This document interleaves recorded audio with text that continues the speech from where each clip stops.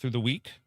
We are going to cover a bunch of stuff, some contentious shit that's popped up this week, some good news, some bad news. Somebody said they're playing Division 1. I don't know if you saw, but Ubisoft is they're pouncing on some of their old games. They did a 60 FPS patch to the PlayStation version of Division 1.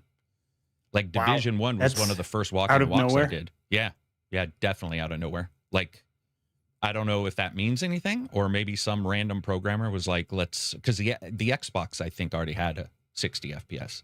They already had that patch. Someone had that on their bingo card. Yeah. And they're like, bingo. There's just some guy out there who right now is buying a lottery ticket because that is his bingo card. He's like, my luck is with me. I've got the luck of the Irish. Are the Irish that lucky? I've always wondered. Like, luck of the Irish is such a weird saying. Are they, like, I feel like the Irish really haven't been super lucky. No, they really haven't, right? Historically. Yeah, it would be like saying the luck of the Japanese. You're like, seriously? Earthquakes and tsunamis? At best, it's been ups and downs. At best, it would be the adequacy of the Irish, which, by the way, sounds really bad. Sounds like I'm dissing on people. I am not. I will, though, but that was not a diss. Anyway, we're going to cover video games. We're going to talk about a bunch of life shit, probably. We're going to maybe talk some science. Maybe, if we have anything. We'll look it up. We'll try to find some science discussion, possibly. Kel says, currently in the hospital waiting for open heart surgery. Glad I've got y'all to listen to. Open heart surgery. Holy. That's rough. If that's real, rooting for you. If that's real. I mean, that's crazy. Send Johnny pics. They got to be explicit. We need to see like the opening of the cavity, the heart held in the hands of the doctor as he slightly massages it to keep it going. Dude, open heart surgery. And I hate when they do it in shows. When they show you the throbbing organ. Like, I don't need to. I mean, not going to say anything. What? You're into it? Okay. When you said throbbing organ, I was like, I don't know. I got you. Are we still talking about the open heart surgery? I instantly realized what I said. Yeah. Let's begin, actually. Let's just jump in. First one we're going to talk about is like the hardware sales have tanked. Lowest they've been since 95, right? Speaking of throbbing. Yeah. Organs. Well, or flaccid. It's got flaccid sales. But hardware dumped, you know? It's like you look at Xbox sort of doesn't really like push their device anymore. They raise the price. Sony raised the price. Nintendo, you know, Nintendo, right? It's Nintendo. It is what it is. But the next hardware device outsold the Xbox, and I believe it actually outsold all of them 1 month. That baby Connect device that's for families. It's a super cheap. Oh, really? It's under $200. Yeah. So it's like, imagine a Connect plus a low-level PC. And they sold it last year. I think they sold 6,000 units last year. They just decided to make this little baby game system. It's got like Bluey, Pirates of the Caribbean, a couple IP Flash-style games. But it can track 4 people incredibly well in its cameras. And then it just exploded this year. They shipped out units to Walmart, Target, a bunch of different like American distributors. And instead of going to like the stores and saying, hey, here's what we want to deliver, they sent it to like the CEOs and everybody. And those guys took it home, played it with their kids, and were like, this thing is awesome. Like, this is for kids, you know, it's a really good device for like a family to get together and play some games. And it exploded, man. It's selling so well. And I hadn't even heard about it until like month before last, I think. I saw it on one of the hardware lists. I was like, what the hell is a NEX? I think it's NEX, NEX, I think is what it's called. But funny how all these small, not bootleg, but sort of like secondary systems. Yep. Yeah. A lot of these like emulator adjacent ones as well popping up with like, you know, looking like a Game Boy, but kind of modernized and with a bunch of games in them. And all the different handhelds that are coming out. Yeah. So but it didn't help the hardware sales. I mean, this last month, November, was atrocious. Do you think that is the trend where basically people just don't buy hardware as much with all the options with streaming and maybe you just don't need to renew your hardware as often? I have heard from you guys, as in normal fans and stuff, maybe not my personal friends, and I don't know if this is replicated, but I've heard a great number of people being very unhappy with the PlayStation Pro as a true upgrade. Now, I'm pretty I would if I got it, I don't know if I would be upset, because I sort of know it's 60 FPS, for some of your games, maybe another graphical option. But I think a lot of gamers are looking at consoles going, okay, everything's stagnated right now. And there's a lot of backwards compatibility built into everything and forward in that way. So if you buy a PlayStation, for example, I think Cadiz still has a PlayStation 4. And a lot of games are still coming on it, not all of them. He may have got a 5 recently, but I do believe that it's sort of just stuck there right now. And when they announced, hey, we're not looking at systems, the leaks have come out, we're not looking for new systems till 2028 or 27, maybe, if somebody can rush something. I don't think that's going to happen now with RAM. But I do believe that we know when they're coming. We know what we're getting. There's companies, websites, reviewers who cover the tech, FPS resolution, if that's your game. I think the general care is lower. And I think they've sold to the market that they're going to sell to. And we're starting to see the drop off because there's a lot of really good games.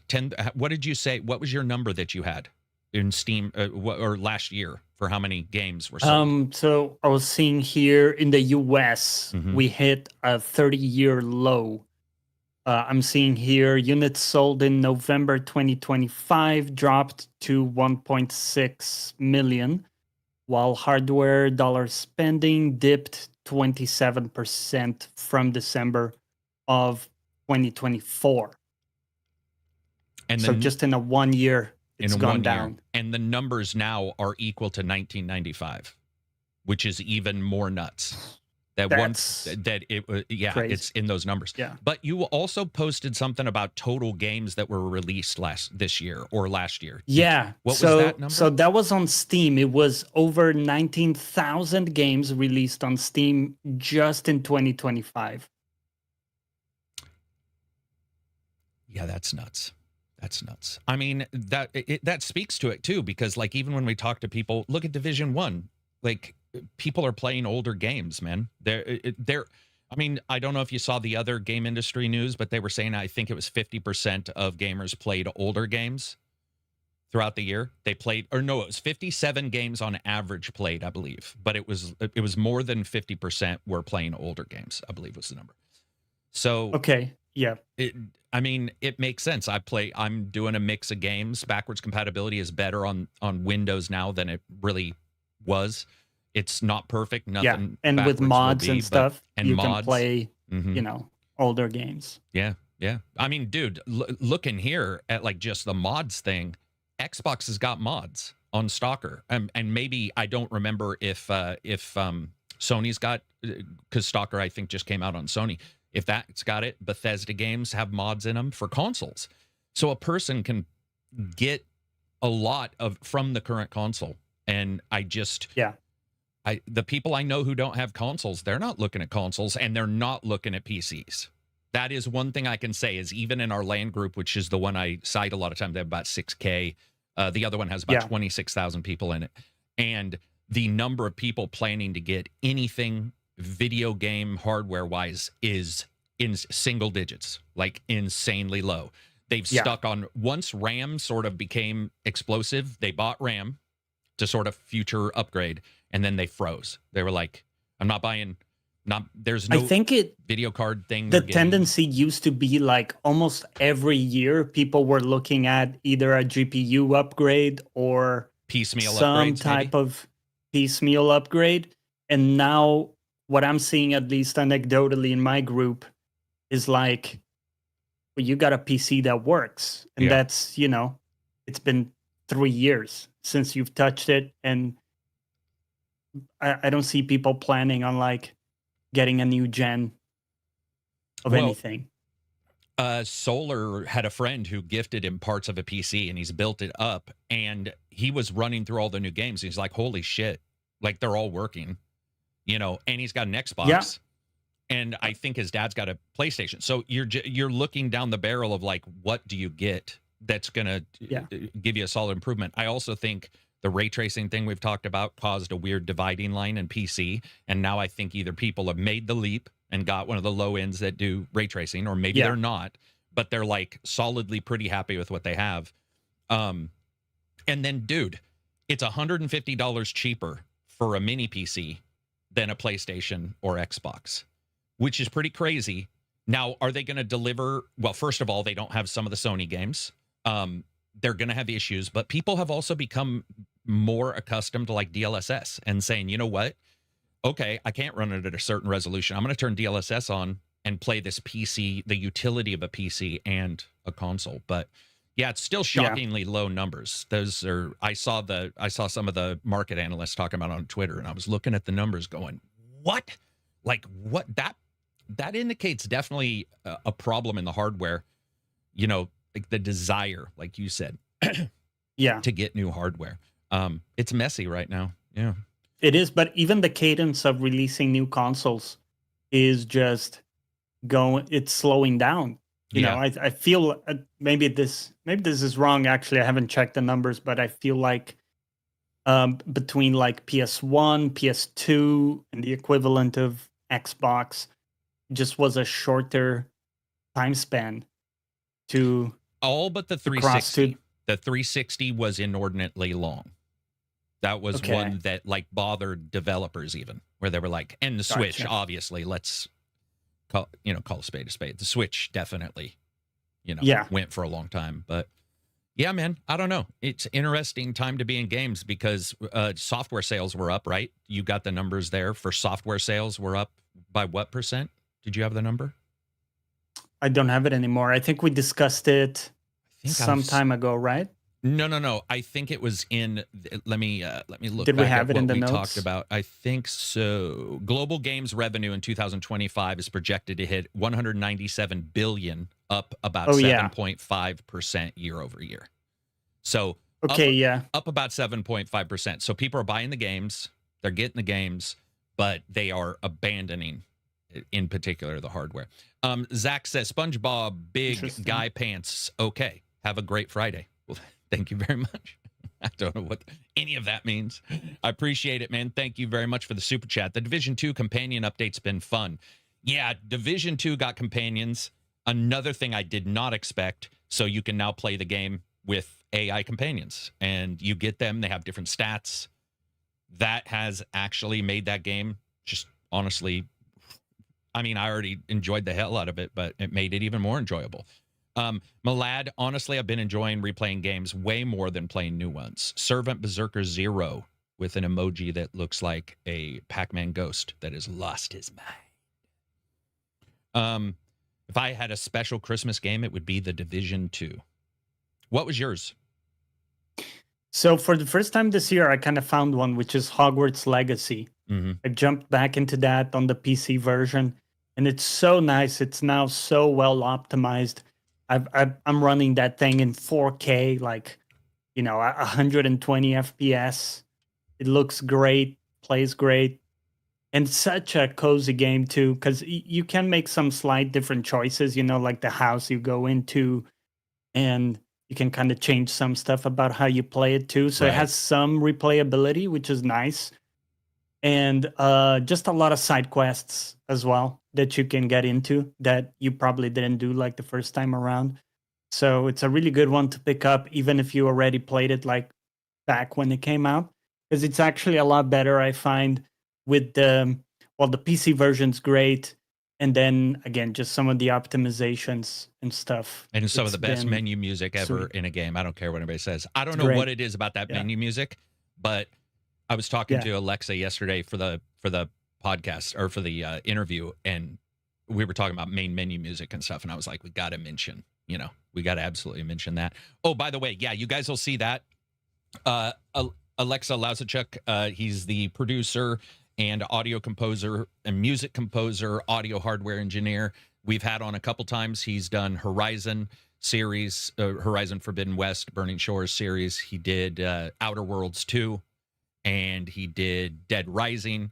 He's done a ton of movies and TV shows. He's going to come back. It's been a hiatus of like 7 or 8 years, but we've consistently talked. He's one of the goddamn nicest guys, and he started a company called Interleave, which surprised me how much. I guess when I think of a composer for a game, I saw that Jack Wall worked with a composer in Mass Effect 1 where he had like a secondary composer. But Alexa's entire company is about interjecting or interleaving with other composers. So when a big company comes up, like what happened with Outer Worlds originally, they became the main composers. But first it was like, hey, can you come in and help? Because it's bigger than we thought it was going to be. Horizon 2 was way bigger. The sequel for Horizon Forbidden West, he came in and their composers were like, there's just no way we can come close to writing enough music for what's going on here. And his company, it's like 30 people, just audio, which is so crazy. Yeah, he's like, no. You don't see that No, too it was often. 8 years ago, no company. And then like 3 years ago, he was at 15. And now they're at 30 full-time employees where all they do is they've done Call of Duty. They've done Borderlands 4. Yeah, so like a company like Gearbox will call them up and say, we need some audio work. We need you to clean up some audio, so blah, blah, blah. And then they'll jump in. They'll send one of their people, or he'll do it, and they'll go in and they'll work on the audio. And then sometimes they'll be like, you know what? We just actually need you to work full time. And that's what happens. It's happened a bunch of times. And so you can hear his music on the Horizon games. Dead Rising did a really good job on Dead Rising. He's eclectic as shit too. Like he's the guy who will be all, for example, Outer Worlds, they have a song where he just made the orchestra put their instruments down and he handed out 24 kazoos and was like, now play what you were going to play on the kazoo. So you can't touch your instrument. The entire song we're going to do, or this entire section we're doing with kazoos. And then he made the radio stations. I don't know if you've played Outer Worlds 2, but that's one of the best parts of Outer Worlds 2 is the radio stations. Like they have a Protectorate station. They have Auntie's Choice or whatever it's now called, because it modified story-wise for 2. Auntie's Choice. Yeah, and he wrote all of the music. Like they have a song called the Fibonacci sequence, which is just that, nothing else in the music of them talking the formula in the music. And you're just like, what the shit? He's eclectic, man. He does the craziest stuff in music. He's just always out there like, yeah, I got an idea. I'm just going to, everybody's going to use a mouth harp and play on their belly or something like that. Oh, speaking of that, I did get questioned where I get the sweatshirts. I get them on Amazon, weirdly enough. I literally looked up sweatshirts, cool designs. They're like, one company makes like 70 designs. So I bought 69 of them. Just joking. But I do like them. What's up, Rogerio? Moving on from hardware sales, unless there's anything else, VR wasn't on there. We don't know what that did. I'm sure the numbers are out, but I haven't checked the numbers on how VR is doing. VR segmented too. So many devices, Johnny, in VR. Holy shit, bro. There's so many VR headsets now. It's ridiculous. And you can add PlayStations because they sell the box now to play it on your PC. So just a lot of segmentation, you can definitely tell. What's up, Lewiston? Is it Meta, do you think, still with the most popular? Meta's definitely the most popular, yeah. Meta's definitely. Apple sold to a market they didn't even know what they were doing. Like, Apple really fucked up. Their device was just, it didn't work out. Like, that one didn't work out. So Meta kept a lot of people that might have gone to an Apple device, but the cost, what it offered was... Can you play games on that thing? There are games that are on their store, but remember, it's the Apple store, so it's all closed environment, right? And they take... Apple, I think, is as bad as Steam. I think they take 30% from every developer. Yeah, they take, so when a dev is getting ready to make a game... Your firstborn. They're like, not quite sure I want to do that. But yeah, so that's video game sales. Hopefully they, I guess sort of rise up. Hopefully we have a reason for more people to buy, because you always want people buying. I do want to shout out a 92-year-old lady who won the Tekken 8 tournament in Japan. She won Tekken 8 esports event in Japan, showcasing some age-defying competition. So 92-year-old, I was told this by somebody in our chat. I think it was, might have been Dev Guy. But somebody told me about it, so I went and looked it up. Yeah, 92-year-old lady won a Tekken championship. Let that be. Yeah, a staunch reminder. If you ever say like, oh, I'm too old, for this game or whatever. Yep. Yeah, 92, let that be your, that's the end of your excuses. You know how when you're a kid, 92 was like, you saw it on somebody, right? They looked like the ancient kung fu master in a movie, or they looked like a piece of leather that had been left out in the sun. You were like, that person's 92. Now you see like William Shatner, and you're like, wait a minute, is 92 different now? It seems like it is. Yeah, or like Steven Tyler from Aerosmith. Yeah. You know, he's getting up there. Yeah. So, well, Steven Tyler from Aerosmith has also fallen off the stage like 75 times. Like he taken more drugs than any, you know, large group of people. Yeah, he talked about it one day. He could come up with. Sometimes the body's resilience towards the drug must also make them resilient to other stuff, because you do hear that a lot of times where somebody just, you know, the guitarist, whatever his name, also for Aerosmith was also a huge drug user, and of course, Rolling Stones, you know, a lot of the big bands before. Yeah. I mean, if you warned them about drugs back then, they probably would have, you know, been like, whatever, you know, it makes me feel better. I don't think it would have changed anything, but it is. I wonder if there's less. It'd be interesting to do a study. Is there less drug use in rock and roll, you know, than there was? That would be interesting. As a total. Yeah. As a total, you know. Not because certainly now you see a lot of musicians talking about health, even mental health, and all these things. And before, that just didn't exist, you know, like people just comically had terrible health habits, and that was just part of the gig, you know? Yeah. And like they were constantly depressed, you know, stuff like. Or would be without cocaine. Certainly. Yeah. But then so much music that we love is about people being hella depressed and having like the worst time ever. Nothing else matters. Yeah. Like, I mean, hey, you know, Breaking Benjamin's still out there singing, and that guy's one of the guys who has phobias. Still fucking great to listen Maynard to. From Tool. He's got like phobias. That dude wouldn't even face the crowd when we went to the concert. He had a phobia of crowds, basically. Like he had performance anxiety. So he sang like against a wall, and it was good, but you were like, what is this guy? I mean, he faced you a couple times, but you could tell he was like, there was something about that eye distance thing or he'd look up, you know, and say, you know, where it was like, I'm still singing out, but I'm looking up, that kind of stuff. You definitely get it. And then you get the opposite of that, which is like Rob Zombie, who, you know, is a total showman. So Chronic, by the way, which is a perfect username for this comment, but music creativity was awesome during the drug years. Yeah. I don't know if I believe with that. I believe that there's definitely some classics, but I mean, lyrically, they were pretty shallow too, but they were, they did do some cool stuff with lyrics. And there were, what I like on the older stuff, like Heart or whatever, is they also did a good job with the basic stuff, like, or Dust in the Wind. You hear that song and you're like, it's really not that complex, but it's one of the songs that like I'll remember forever. Just absolutely adored that game. Let's see.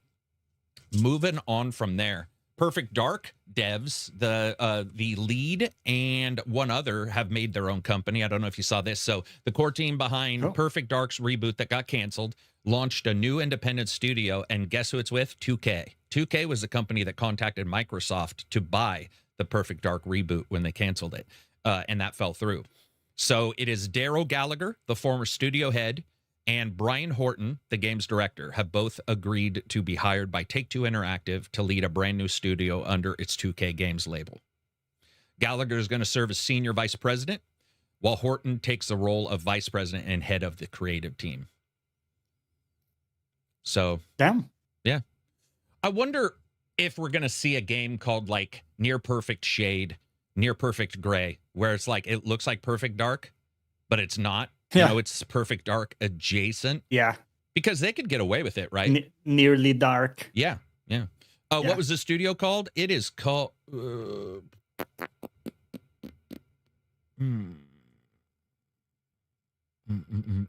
Initiative? No, The Initiative was the old one. Oh, is that what somebody was asking? Is the old one? Yeah, the old one was The Initiative. Yeah. Okay. The new one I had in my notes, but it didn't get in here. It had a weird, like, basic name. I remember that. Yeah, so, hey...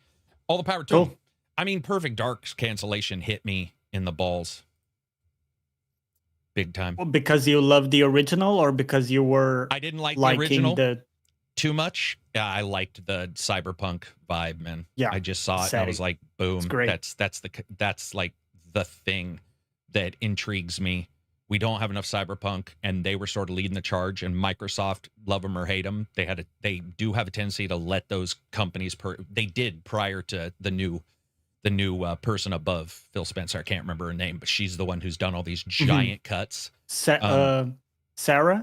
Yeah.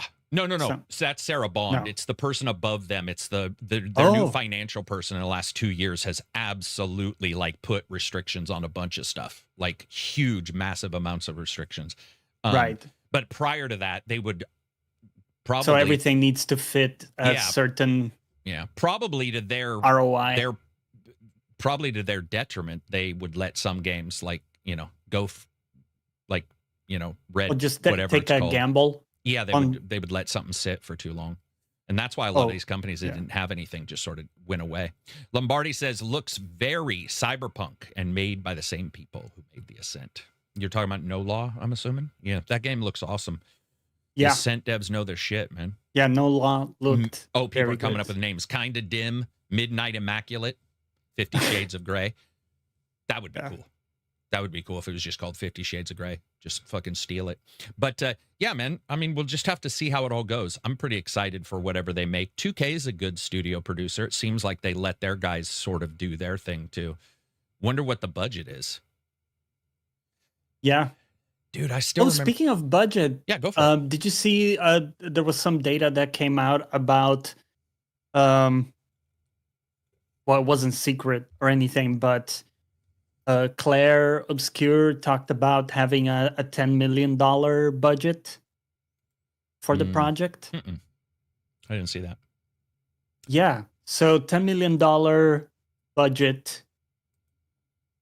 And what I was seeing surrounding that is that seems to be a pretty lean budget. Yeah, $10 million is pretty lean. Certainly not calling into question that budget or their numbers, but I would like to see if that included PR, if that included a lot of stuff. Devils in the details. Devils in the details. Yeah. Does that include grants from where they're from? Because a lot of people say, "Oh, here's our budget." Now, 10 million though, that would also indicate, I think, that the Daredevil actor who did it didn't get paid a ton, which is good, right? Because we've talked about, you get a movie star to do the voice, and you're like, really, why? Yeah, why'd we do that? Spend all your budget on like 1 or 2 people. And also, when you look at what they did do, they had a lot of really good voice actors anyway. So, maybe he worked for scale or something. You never know. Sometimes an actor will just do that. I mean, Jennifer English, just saying best. Is she in it? Oh yeah, voice actress. Yeah. Ever. Yeah, really? You think so? Dude, man, you know what? I guess I don't. I have an incredible. Yeah, I know. We talked about this. You brought it up last week too. I mean, I agree. I see where you're coming from, but I don't. Great. I guess I don't really have I mean, Anthony and Gruber, but he's not around anymore, really. I mean, maybe the Lego he hasn't been that active, right? Yeah, I haven't heard from him. So, I'm hoping we'll have to see what that he's got something. What that contract really costs. 10 million would be super low. It would be. I'll tell you this: if it was truly 10 million, no shade on them, then I would expect other companies to try to look at that and figure out why it was only 10. Now, one thing I can point out, turn-based games are always lower. They're not an FPS. Certain things that you can do, but also where they made the game physically. Like, if you make a game in San Francisco, that game is going to cost you $100 million. Definitely. I mean, that's, by the way, why we see several... I was talking to someone about this. That's why we see several studios in Montreal, in Canada. Absolutely, yeah. Yeah. Right, because you have like the confluence of some really good universities there. It's cheaper, like the work environment, whatever, just like turned out to be cheaper there too. So yeah, it's a good point. But we talked a lot about when we played Claire, like back in the I say Claire Expedition 33. When we played it, we talked about some of the shortcuts they took, where it looked AAA in some places. And then they also had some places where they kind of strategically decided to not put a lot of work into, so like when you look, for example, the overworld was quite streamlined. There wasn't a ton you could do. It looked great, but it wasn't like this super big, sprawling open world. It had some cool stuff in it, but the point was that some of those things were streamlined, or like some of the locations were a bit like, quite linear or quite simple in the way the exploration pans out, and looked very rich, but maybe didn't have a ton of paths, and stuff like that. So when you kind of break it down, you do see that they took some of those chances to focus the resources on what they cared about, which was more so like the presentation and everything Yeah. like that. Yeah, it's good. It's good to see companies figuring out ways to do it cheaper. Yeah. I also, that was 5 years ago. It's going to be very interesting to see how developers upgrade their PCs with RAM requirements, and RAM being like 10 times more expensive. Because we've talked to developers who, even in the podcast, have talked about the cost of upgrading for the staff is insane. And that was 5 years ago. Imagine now when your staff needs 256, gigs of RAM or something like that for their workstation and stuff. That's going to be, that's all going to add up. Yeah, it's good. Hopefully they upgraded, but yeah, we'll have to see what they're working on next too. It's going to be cool. I like to see that. Dude, the other thing is these big companies, depending on the time they want to get a game out in 2 or 3 years, they throw a bunch of money at it. And the idea of saying, oh, we're going to actually take 4 or 5 years, but we're not going to throw a bunch of money at it. That, I'm okay with either way, because I really don't care whatever the game costs. Like, it's not really a part of anything other than a cool discussion during the podcast. But it is cool to see people doing it differently. We also see companies turning around real quick. It would also be interesting to see what a Yakuza makes because of the asset reuse.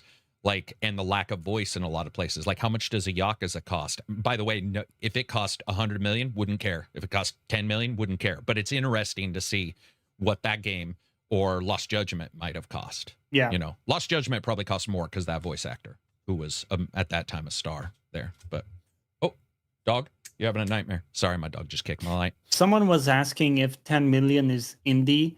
I think the definition of indie is more so around whether you have a publisher, right? Yeah. Is that correct? Yeah. So even but it's Larian, also broken as a discussion. Yeah, it's kind of broken. But yeah. If you don't have, because I was gonna say Larian, for example, massive projects, right? Like probably in the hundreds of millions of dollars for budget for some of these. They technically were independent, right? Because they didn't have the any. Diver is a good example of one that was claimed to be independent, and the developers we're not, we got money from a major company to do stuff and help us, so that now you get a muddy into the water. Also, you'll have some people who self-publish in their nation but don't self-publish outside of their nation, so they won't technically be indie, because and most aren't indie if you look at China, like Microsoft is, because Microsoft does have a China division, but a big company may be doing it themselves and then have to use a third party, a Tencent, to release their game in China, which is real because China does put those restrictions on where they don't want other outside nations releasing there, and that's a huge market. It's a massive market. So what else do we got? Let's see. I saw that the art director for Marathon, Joseph Cross, left Bungie. He had only nice words to say about the project and the team and everything, but that game is just in. I told the guys yesterday, position, right? If I was them, just because of the bad luck brought on both on their own, as well as just bad luck, as well as just not working out, as well as all of the problems, I would just, with Marathon, I'd just be like, you know what? We're not releasing it. We're cursed. And cursed sounds passive, as if everything is not self-inflicted. A lot of their stuff is self-inflicted from various, team members or the structure. But, dude, every day you wake up and you're just like, yeah, there'll probably be some news about Bungie. And it most likely won't be positive. They've lost a tremendous amount of talent. They've lost some absolute dead weight. People, I'm sure, will know. I'm not going to mention some names, but like I feel like some people who have left, it's been great. Like you're like, dude, thank God. But yeah, man, they're always in the news, right? Like they're always in the Yeah, I news. mean, the last thing they said was the delay, right? So they delayed to next year. I think it was Yeah. March next year. With everything going on, I wouldn't be surprised if they delay even further. You think so? Yeah, I don't know. I mean, I don't know, man. Every day I wake up, I expect it to be canceled. You know, like whether whether the companies look at it and say, "Hey," or it just it's just at some Wouldn't point it be cool if it was a story of not redemption, but actually coming out as an amazing game? So not like comes out as a bad game, gets turned around into a good one, but with all this against it, it actually comes out and it's a really good game. Would be a pretty unique. It would be a turnaround story that would have to be studied by people to figure out what black hole they use to time travel, because That's how unlikely they have insanely real issues with that game. There are actual very huge problematic issues with that game. So if it magically, exploded, and I mean, even when you look like at SEO or you look at search algorithms and stuff, it is absolutely gutter tier in the amount of people who are interested. It is so low. So, hey, if it comes out in a good time, and it, it's got a lot against it. It's got a lot against it. It's got the art style against it. Like, you can choose a unique art style for your game. You can. And when everything else is going for you, it works. But when things aren't going for you, it starts to penalize you because you're already defining a special niche for the graphic style. We saw that, and it worked quite well most of the time with Metaphor. But weirdly enough, with Metaphor, what I've noticed, because this just got brought up yesterday, was how many people just won't play it because of the look. Like, it's just, because it's not appealing for them graphically. Claire, Expedition. I mean, I really think the characters look good. Other than their heads and the marionette look, I actually like their form. They look like they're ready to go on an expedition, right? I was like, I really like this. And I was quite stunned by how many people hate the look of that game. Like, despise it. They don't like, well, the bloom is pretty crazy in that game, to be honest. There are some odd choices, but overall, I was like, really? Like, maybe the art style of the monsters, I think, was brought up a couple times where people like just don't like the look of the monsters. And I'm like, that makes sense, because I heard the same with Skyrim, where people are talking about the goblin design, because a D&D fan may think of a goblin in their brain as something more along the lines of a Baldur's Gate style.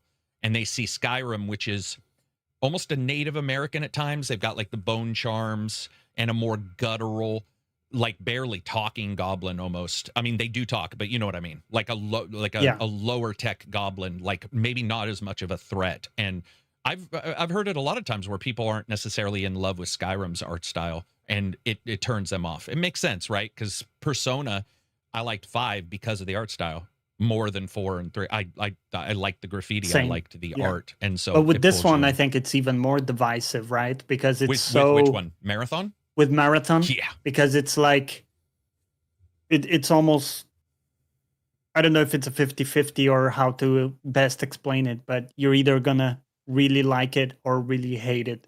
Yeah. I mean, I hope it's good, just because if they work on something and people are putting their time into it, you want it to be good.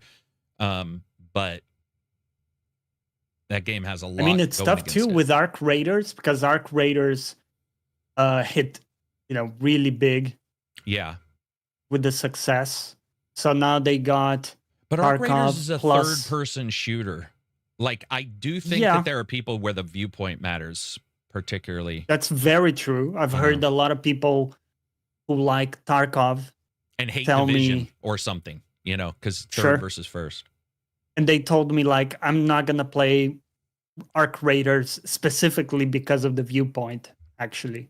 So, yeah, definitely heard that. Yeah. Cantankerous Goat, what's up, sir? Says Marathon is the same as Arc Raiders for me, not into the PvP part of PvPVE. I can see that. Yeah, I can see that. I mean, yeah, it's another niche, right? And they're all aiming for that money thing. It's the same thing with Sony. People thought Sony had stopped the service games because they'd canceled a couple, and I'm like, guys, what are you talking about? They're not canceled, and we get another one now shown. And it's like, yes, they're all going to aim for these games that are sort of the consistent. They want you to wipe because there's less work to do. You know, nothing. I'm not even being rude. Everybody thinks that's rude to say, but I don't think telling the truth is rude to say. A game that has you wipe and repeat content is less than a game that wouldn't and has more maps or more weapons or more items. If you're regurgitating into the same thing because of a wipe, that is what it is, regardless. The nice thing about Arc Raiders is they have a lot of content. And I do think that that's the other thing, is a lot of gamers now. So, for example, Where Winds Meet feels very complete. Now, it's not a good example because it was out and had a bunch of stuff done for it and then translated, but Lost Ark also felt complete. Last night we were having a discussion about how nice it is, even on a free-to-play game, to play a complete game. And Western audiences, I think, have gotten accustomed to, not in a stupid way, but because of what's being delivered, they've gotten very accustomed to the unfortunate feeling of a non-complete game. That goes all the way in early access or Baldur's Gate. There are people who won't play Baldur's Gate because they regurgitated through that fucking first act in the early access phase. And we have all these things. And so when you get a complete game, you're like, whoa, that just feels different. You know, it's like, oh, you do something here. It's not added in. There's no difficulties that are patched in. It's just like, this is a complete game. And there's something to do especially as everywhere. a free-to-play. Well, it's pretty unexpected. In regards to that one, it's probably more unexpected. But it feels good to play a complete game. And there are many, but I do think Western audiences in particular get shafted. I mean, in all honesty, the industry leans pretty heavy on early access. I'm not even going to say the name of the game, but I did see a thumbnail. I posted it in our Discord where in the thumbnail it says, help us develop the game. And I'm like, okay, that just feels all sorts of wrong, even though I like the game. I'm just like, dude, it gives a raw idea of, oh yeah, you're with us. It's like, at what point does the consumer say, I spend 100 hours in your game bug testing for you, I need a paycheck? I mean, like at some point we're getting there. It feels like there's just so many of these times. But again, we have a lot of complete games too. It's just, even the discussion with a lot of people, they're like, oh, I know it's early access. I know there's only going to be one level. I'm going to pay for it anyway. And I'm like, I wonder if that's shortchanging our expectations. And it feels like it would, especially when early access is still $40 to $60. Like a lot of early access games are still close to full price, or, you know. I think it does so much so that when we do see a complete game, we find it weird. You know, some games like, I even remember, so to bring up an example that's a Western game, let's say, like Sons of the Forest 2, when it was fully released out of early access, people were saying, whoa, that's a pretty complete game for a survival game. Because to that point, a lot of survival games came out as like a husk of a game, even the 1.0 version, you know? Yeah. Where, you know, there were missing things and it was like incomplete in places and buggy as hell and stuff. Yeah. So, yeah, definitely we're very used to that in some of those genres. Yep. You know, we'll just have to see how all these turn out. I mean, you know, I'm excited to see Marathon just because we can pass over it when it's done and be like, we're post-Marathon. It's been nice to be post a lot of these contentious titles or whatever and just be like, okay, one way or another. Yeah, we can experience it now without any of the questions or the mystery or whatever. It's just like, it is what it is.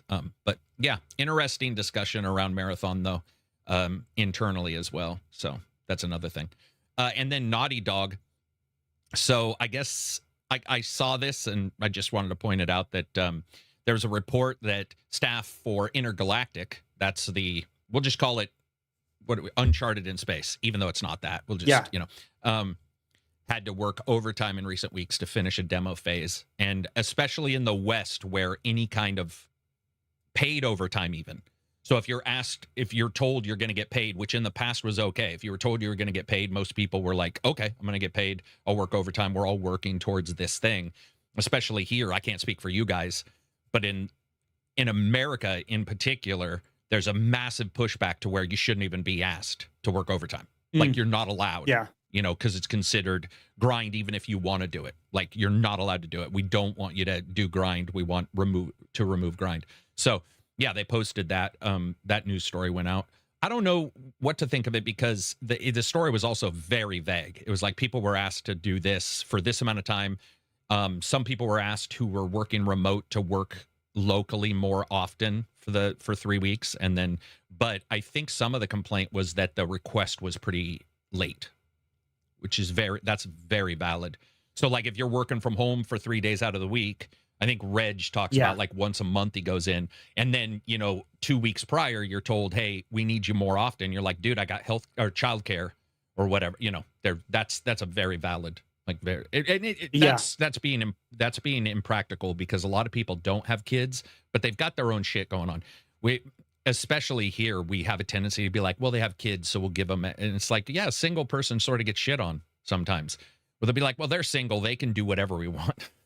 We'll see. I mean, I think even you and I've thought about that, with both of us, where we're like, oh, like this is a sort of a thing. But yeah. So the grind is viewed very badly, right? Yeah. But I like we always say, just we would need to know all the context there, because I've definitely seen people, even in my team where I work, where that they want to sometimes do a little extra. They want to jump in on the weekend and iron out something they're working on, and then maybe they take it easier later, like a week later. Yeah. That kind of thing. And we do things that way sometimes. So it's not necessarily like paid overtime, but I don't view that necessarily as bad. I think it's sometimes the knee-jerk reaction is a bit too much, because we've had legit cases of we've had some legit cases workplaces abusing that. Yeah. And the culture can be really toxic, where sure, you're not specifically being told to do extra time or you're fired, but when everyone is doing that and there's a culture of everyone's leaving, at 8 p.m. or whatever, if you're the one person to not do it, then you're perceived as less than. That's also very valid. I don't know if you saw the old, there were some old reports on EA. They had like a massive divorce rate at their game companies, and they actually like wrote it in that you can't. I mean, you can, but like you can't force it. Like they were actually having issues where people were working all the time and they weren't going home. And then you have like Carmack and the older people who talk about their old days of sleeping under the computer with a pizza box. Wow. So, one independent, one big company. Obviously, you don't want the big company. Well, you don't even really want to do that as independent. Crunch works, but it only works to a certain amount for a person in a day. Like, you've got your 8 hours of solid work, your 10 hours of pretty good work, and then you've got that tail off. At least you hear from most studies that there's a drop off, depending on a person's caffeine intake, I'm assuming, and food and sitting down, refresher. Sometimes taking a drive will make my brain go, oh wow, I thought I was fine. Like I thought everything, I was like energetic or whatever. You take a drive, or you go outside onto your deck, or you do something else, and you'll come back and be like, whoa, I was not, like, my brain is way more on fire than it was 30 minutes ago. So I've noticed that myself. So it makes you realize you were too absorbed by the whole thing. And humans are really egotistical, man. We'll be like, how many times have you talked to somebody who, my boss one time was like, dude, you look really tired. I had worked a bunch of days in a row. My boss was calling me at all different times. I felt fine. But at least physically, it was like, something's up. Like you know, you're starting to look haggard, blah, blah, blah. And I'm like, oh no, I'm totally fine. And then you take a day off and you're like, oh, whatever fine wasn't fine. Or at least it was not the normal amount. I don't know, man. I want that game to come out. I'm excited for it. What were you going to say? No, yeah, me too. Well, it just makes me think a lot about all the the extraordinary people in all fields. And very often what you hear is that, especially initially, they put in unhealthy hours. Yeah. And then at some point they developed a better system, a kind of healthier approach. But there was always, seems like there's always this initial period where the way they achieved those like outsized results, Right. it was actually a result of both, talent and whatever aptitude they have, plus incredibly like long hours and hard work and stuff. And we see it in music continually, like studio people, where similar to the pizza box thing, but in the studio, and then we see it in movies and all these things where people work crazy hours. And you hear these stories. I always wonder if, I'm personally not a grinder, but if maybe for some people that is a part of getting to, the high standard. Yeah. It is like sometimes making some sacrifices. We can't lie and say that humans are unique and then pretend somebody can't be that way. That would be ridiculous. And you will see that as examples. And it's like, no, some people for years, they were like, oh, you absolutely need this amount of sleep. Then they found an entire gene and people who had that gene that absolutely did not need that.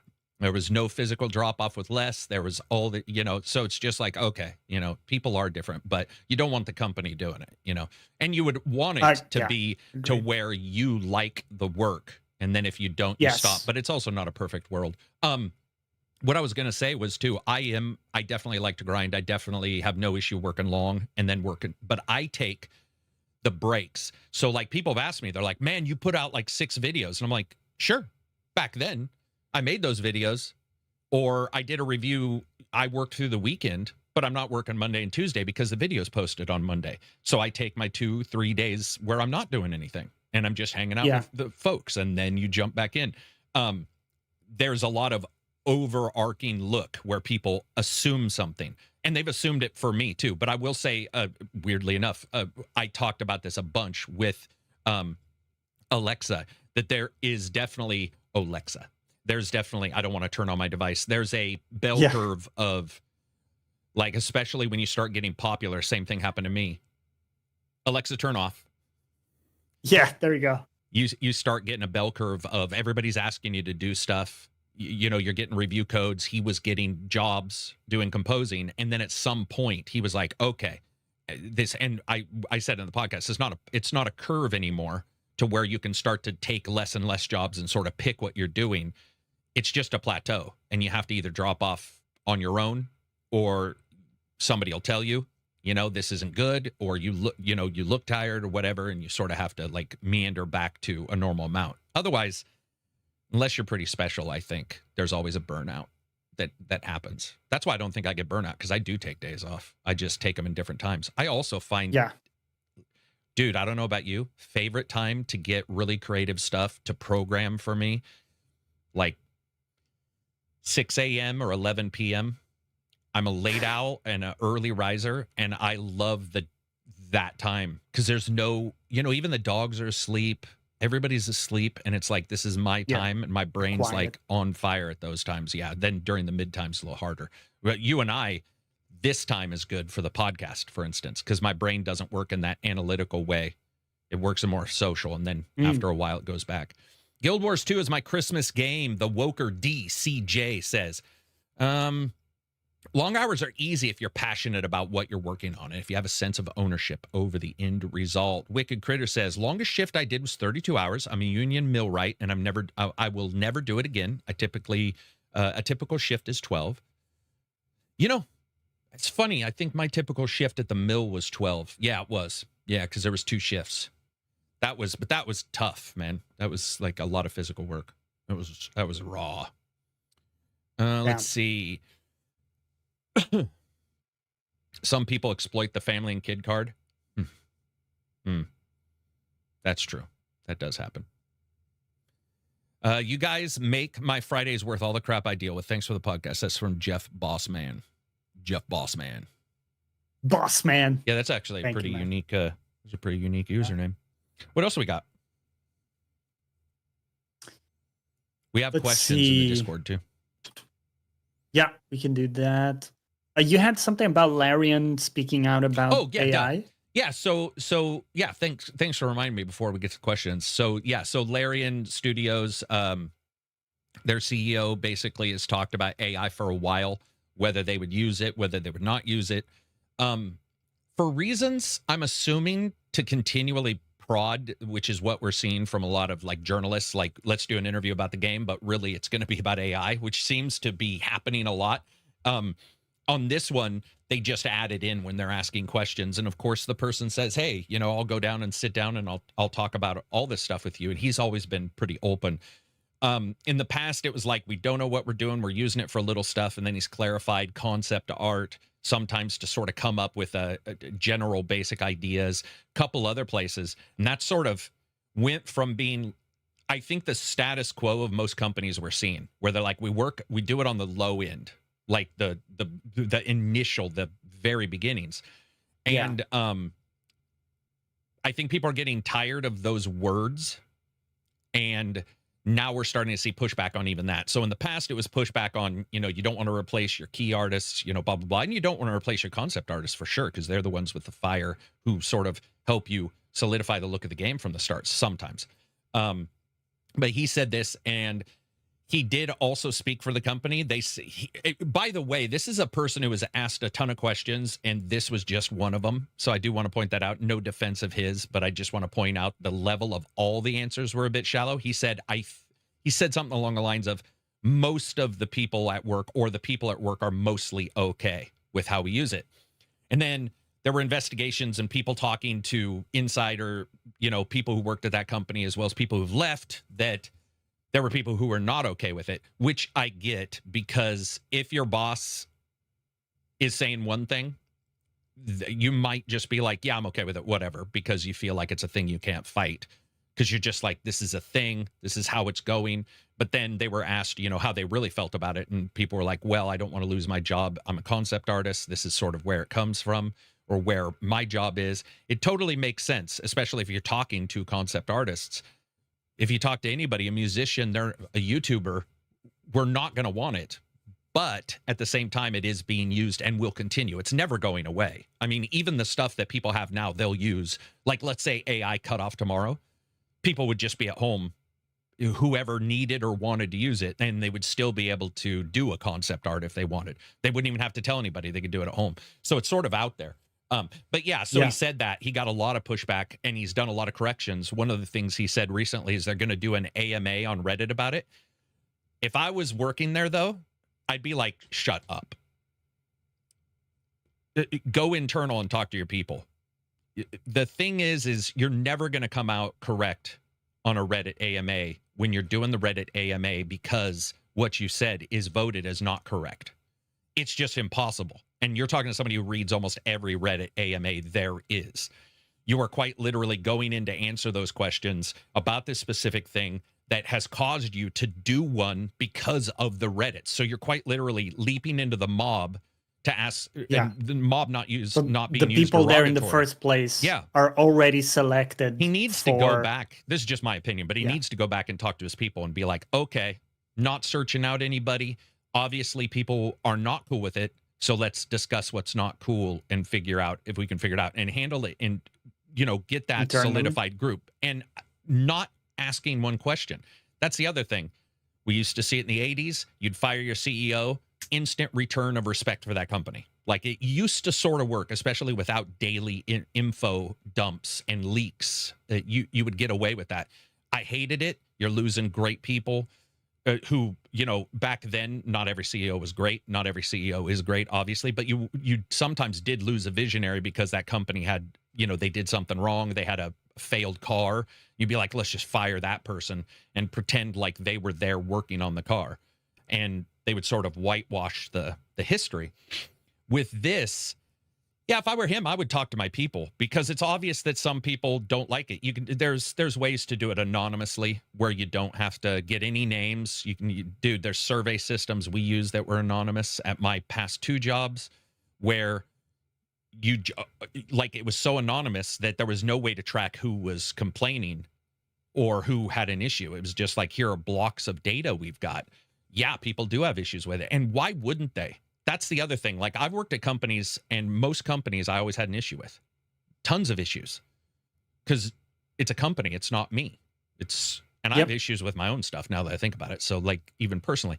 Yeah, there's always something you're unhappy with. Yeah, it would be really nice if he, and it takes a while, man. You can't just be like, I'm doing a single survey and that's the end result of it. It doesn't work like that. You got to drill down. Yeah, you have to drill down, keep talking to them, because their TV shows and YouTube has had us believe that a single cool, impassioned speech or changes everything instantly. No, it's never been that way. It will never be. Well, especially with Gladiator. AI. Like, it takes a while for you to make change at your company or find out what people want. What were you saying? Especially with AI, because the tools are evolving, the way people use them, and the perception is evolving too. Like you were saying, what people are okay with generally, it's also going up and down. So you need to constantly update your information, Yeah. Like, maybe that was okay back then, but now we're seeing that people aren't okay with doing concept art, maybe. Yeah. So you kind of have to adapt. Yeah, it's funny because one of the concept artists we talked to a bunch, I haven't talked to about this, but he was like, I copy everything. Like, I'll take the top end of this robot and I'll mix it with the bottom end of this human and then like merge it together. So he's probably pretty pro. I'm assuming he's pretty pro AI, because you can do that kind of stuff quite easily. But I think for the most part, just like myself, because I have, over 50 channels that have copied my voice now and are on YouTube. Don't like it, but I also understand that is the future. Like, I do, and I'll vehemently be like, you shouldn't be able to copy somebody's voice and just randomly use it for money in particular. But really, a lot of people have issues regardless. But ultimately, you gotta figure out if your staff, there's never been any reports that he's been like an overseer, right? Or a dictator. In fact, there's the opposite. At least the people I know who work there, it's definitely the opposite. So he's still got that good, for the most part, relationship with the company. And then there was some, I think he had stated that you don't have to use it if you don't want to, but we know how that goes, right? And if they're not, I can tell you other companies are. I mean, it's for sure, it's been happening a lot longer than people think. There are games finished that I've been quite surprised I haven't seen the old AI moniker. Oh, you know what, though? I think they're on Xbox or PlayStation. They're not on Steam, which has the AI moniker, that little AI tag. God, those tags are useless. But, yeah, so we'll have to see. I mean, I personally have a good deal of faith in whatever they do being good, only because most of their games are all good prior to ignore Baldur's Gate for a second. Their games have been uniformly, there's been a couple that I didn't love, but their games are good. So hopefully they've got that same team together. And it's an argument that will probably continue in the same way procedural. See, I lived through the procedural generation thing. So like, I think that's why I'm not too affected by this, because I saw and listened and talked to developers who were having the exact same pushback, less loud because AI is everywhere now, but the same pushback for procedural, especially randomized procedural, which is where you just build some building blocks and, it puts it out there and people be like, oh, there's no feeling in this or whatever.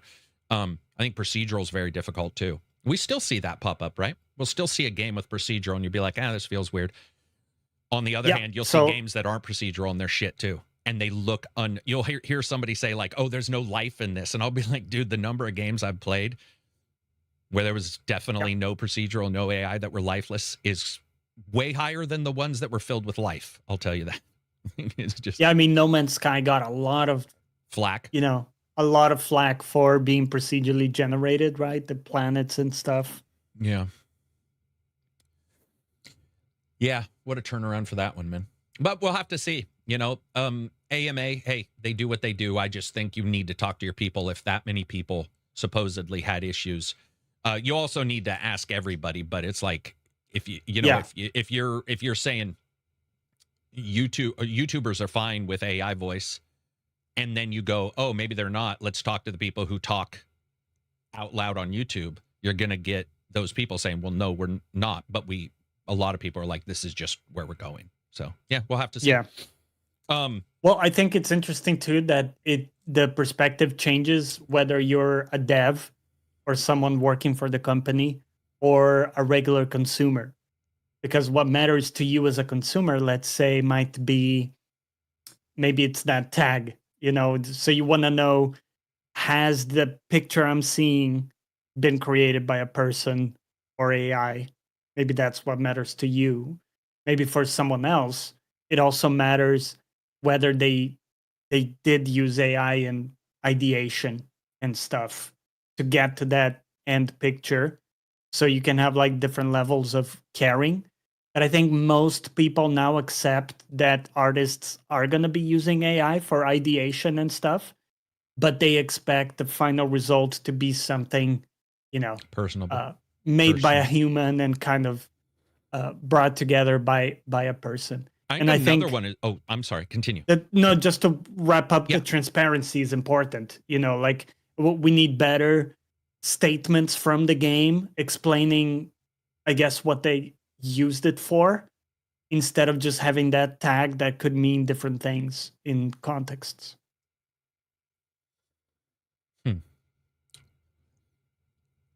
One of the top country songs is AI, or it was last month, and I think it shows what I've seen in my consumer Discord, which is the one that's 26,000, where they just don't care whatsoever. There's just there's no care. There is for us because this is our thing. There's for me because as a creative, I have to worry about these things, but I also have to be aware of what I'm fighting or aware of what I want to use in the future or aware of all that.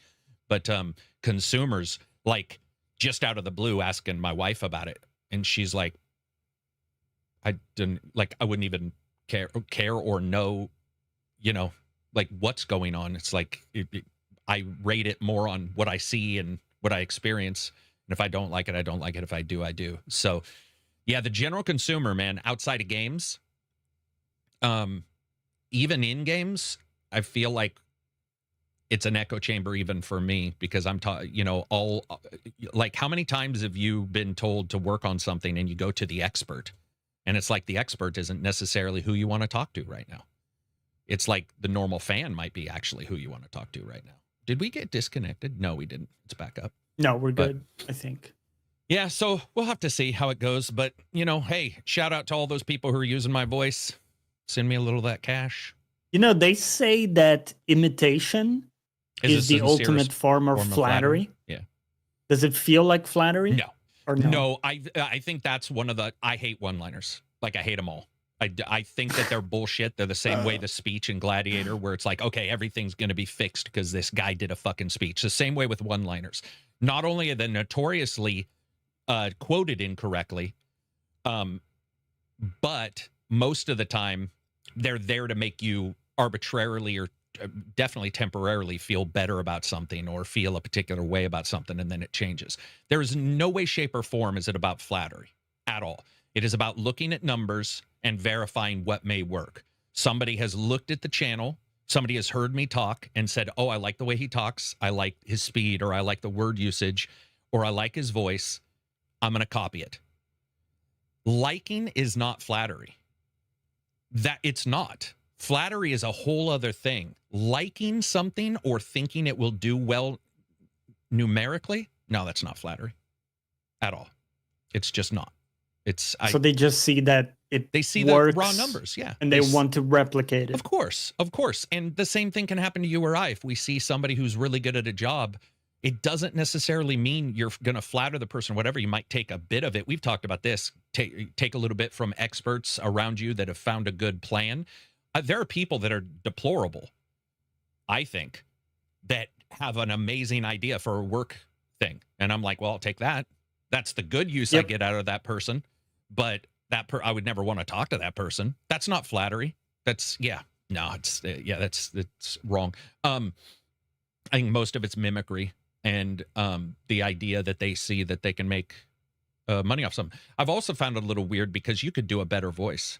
I don't think almost any YouTuber that I ever watch, other than Simon, I've talked about him before from side projects and stuff. I like his voice, but he's got a very atypical, accent voice. Like, it's sort of like the Empire from Star Wars talking to you. It's not the same accent, but what I mean by that is it's a stereotypical thing where you're like, oh, Yeah. he must know what he's talking about because, and it's wrong, but you're just like, it works for the human psyche. The slightly posh. Yeah. Accent. Yeah, with the leg crossed over on the knee instead of like the America way of crossing your legs, which is like your ankle on your knee. Yeah, that kind of stuff. So it's definitely an odd situation. But hopefully it works out for Larian. I can't wait for Baldur's Gate 4, but I'm going to have to because everybody is. And it'll be what? 2030. I mean, hopefully not. Well, we're in 2025 right now. 5 years wouldn't be super surprising. Yeah, it really would. I said Baldur's Gate. I meant Divinity. Sorry. Divinity? Yeah, I did say Baldur's Gate. Yeah, it's gonna be. Dude, it's a massive. Come on, project. it's a massive game. You know how it's gonna be. Yeah, it'll be. I mean, a lot of these bigger games are gonna take a while. And we've seen how they do projects, which is they release early access. So they got like Act 1 out in early access, and then it's several years until the full game. Yeah, I think so. I mean, if it's gotta adjust our expectations. Yeah. I think 2029 is fine. 2030 is fine. Would I love it in like 2029 start of? Sure. But they said they're in full production, but they were still patching Baldur's Gate. They still had some workers on that. It's their own thing with their own stuff, their own world lore. So there's nothing to crib, which is one of the things they stated is they're building the first games they hadn't built lore for. They just made games. They had a bit of lore. This is going to be one where they're building a world. They talked about that. It'll be a very hard job because they have to build almost like when they hired George R.R. Martin to come in and help with Elden Ring. You're building the lore, and that can take a while. So yeah, I assume 2029. Let's move on from there. What do we got for questions? Then we'll jump back into another topic that just popped up. All right, cool. So questions from the Discord. This one from hang on. 1M1 says Ada Wong in Resident Evil 4 remake was voiced by a human. I love that because it's bad. But yes, it was. Anyway, continue. What were you saying? Was it? I don't remember her. Ada Wong's consistently teased. Yeah, for being just really poorly. It's not as bad as what's her name who did Mortal Kombat. She came in, the girl from Transformers, Megan Fox. It's not that bad. Oh, but it's pretty goddamn bad. Anyway. Was it bad? I didn't even hear about that. Yeah. Yeah. What were you going to read? Sorry for the question. This one from Ginger Nips. You place a huge emphasis on sound design. If you had to choose, would you rather play every game for the next year with perfect graphics but compressed, muffled mono audio? Or play them with perfect 3D spatial audio, but 720p graphics? Fucking Which one ruins the graphics. immersion? That's not even a question. I can upscale something. If audio's bad, no, not even in a million years. If everything's stuck at 900, 720p, I can figure something out. Like I can legit, dude, I don't care. I'd sharpen that thing on my TV or something, but you can't sharpen the audio. Like, especially if it comes in already ultra piercing or whatever, you can adjust a little bit. But if it's like super compressed mono, fuck no. Oof. That would be, dude, it was bad enough with like Valhalla and Odyssey, where they were starting to run into the size compression issue that, or Legion, or Battlefield 6, the Battle Royale. Fuck that. No way. No way. 720p, lock that shit in at 720p. Dude, do you know what was 720p? I believe Rise, Son of Rome, which looks fantastic because they did a ton of post-processing work. It might be 900, but it's low. I'll deal with that. Yeah, without a doubt. What about you? Yeah, it depends on the game too. Well, it really depends on the game because some I don't care about the audio as much. But like you would Monster have to Hunter. have it on, Johnny. It would be on playing, bro. Like just like turn it down and put some music in the background. Like Monster Hunter, I'm just running some hunts. I'll just turn that sucker down, man. And, But it really depends on the game. If it's a story game, he said every the game, audio though. needs to. He said every single game. Yeah. Then I think you gotta go with the low res. Dude, Imagine playing Neo, Dark Souls. They already don't have the greatest sound. They got a lot of that ching ching. It sounds like a baby ringing a bell when they roll over, and the parents worried that they're going to get SIDS, you know? So they have like the different audio sensors to watch for children who like move too much or sleep. I think it's the back or stomach. I think it's back that they can pass away. So a lot of people use electric chimes or whatever. And for some reason, the older one my grandma had sounded exactly like the swords hitting in JRPGs. A ching ching ching. I hate that shit. Have you ever heard in real life, Johnny? Have you ever heard two swords hit together in real life, like a YouTube video? It's surprisingly dull and resonant. You should, if you get a chance, go listen because they're metal, right? So they're not going ching because that indicates a lot of vibration and nothing like all that energy still being in the sword. It actually is like, it's hard to describe, and I don't want it to be realistic, but I would love to get away from the saccharine ting ting ting ting sounds. It's almost like the can punch sounds you get for for fights. Yeah, fights where they sound like a paper bag being crushed. Yeah, and you're like, dude, there's nothing in the world. You can do old like B movies from the 1980s sound better. Jeff says $5 super chat. Thank you again for the super chat. Audio provides an unprecedented level of immersion with the right equipment. I would agree with that. That's me, but I would agree with that. Vapor says, what's with the rise of Ronin? I see it in stores here in the UK for nearly full price, pre-owned. It's been out for ages. No idea. No idea. Yeah. I mean, no idea. It was sold at full price, which is the problem. Day one. Yeah. I'm just saying, that game was not good. Sorry. Great character sadly, editor, but that game did not hit, man. That game They had a couple that missed the mark, you know, with the what was the Wu starts Wulong? with Wulong. Was it Wulong? Yeah. Yeah, that one missed too. In all honesty, man, I feel like that might have hit a little bit more than Rise for me, because I think so. If that makes sense. Even though I certainly would not put them as top tier games, there was something about Wulong that I was like, okay, you know, and they tried a couple things with I remember with the leveling, there was something, there was a couple unique things, but with Rise, it was just like, holy shit, this is so 2009, 2001 game design in a nutshell. Like, they had a crack at it, but like people had already done much better. If they did a sequel, I would be there day one. I mean, I have no issue with them. They failed. That's fine. Yeah. Make another game. Yeah, let's check it out, you know.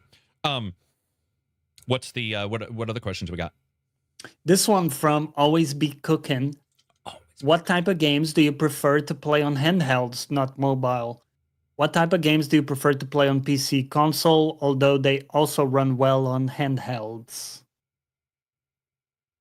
So first, what do you prefer to play on handhelds?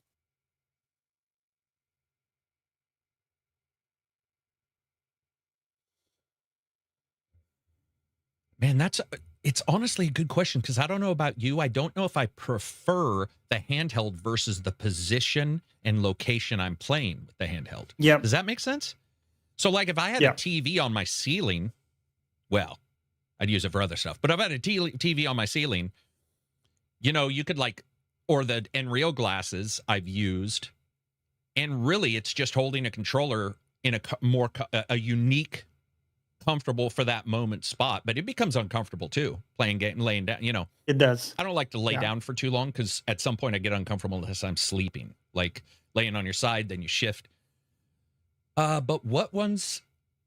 I enjoyed the shit out of Fallout 4 on the Legion. I enjoyed the hell out of Skyrim on the Switch. Dude, that's a good question. Like, just like when you get the like, what is there a game that when you get the handheld, you're like, or when you get the game, you're like, this would feel better up close? I think it's more about, like you said, the position and the situation. Like for me, there are games that I like to play while having something in the background on the TV. So I might have a comfort show or something in the background. Right. And then I could be playing like a JRPG or a roguelite thing that doesn't require a ton of focus, you know? I'm not like immersed or anything. Right. and that can be pleasant to kind of have both things going on and just laid back on the couch. I think it's more about that comfort. And or it's the something like size of the Zelda, screen. those Like, games. you know, if you try a shooter on a small screen, sometimes even on a great screen, I've noticed, I think I told you, but I've noticed that on my tablets, if I put a controller on it, the 10.1 inch or larger tablet feels about the right size for eye distance. You know, how far you are away, blurry, not blurry, super sharp, what you can see in the game, you know, what you can parse. So I like a bigger screen for normal games. Yeah, because that's a massive screen, right? Like a 10. Yeah, 10.1 is inches. definitely, I mean, you know, 2.9 or 3 inches larger than a Switch, 2-inch, something bigger than a Legion. So that, and the Legion, I like more because of the larger screen. I definitely can say, not only do I find it a bit more comfortable, but that larger screen does help. It does. It just makes like a game like Division just a little bit easier to parse an enemy that's far away, that isn't a single red dot, you know, that you're like, yep. How close do I need to get? Remember the Game Boy would sell the magnifying? I don't know if you ever had that. I had it where the Game Boy had a magnifying screen. You click that I didn't on. have it, but I remember that. That's that crazy. It worked. Yeah.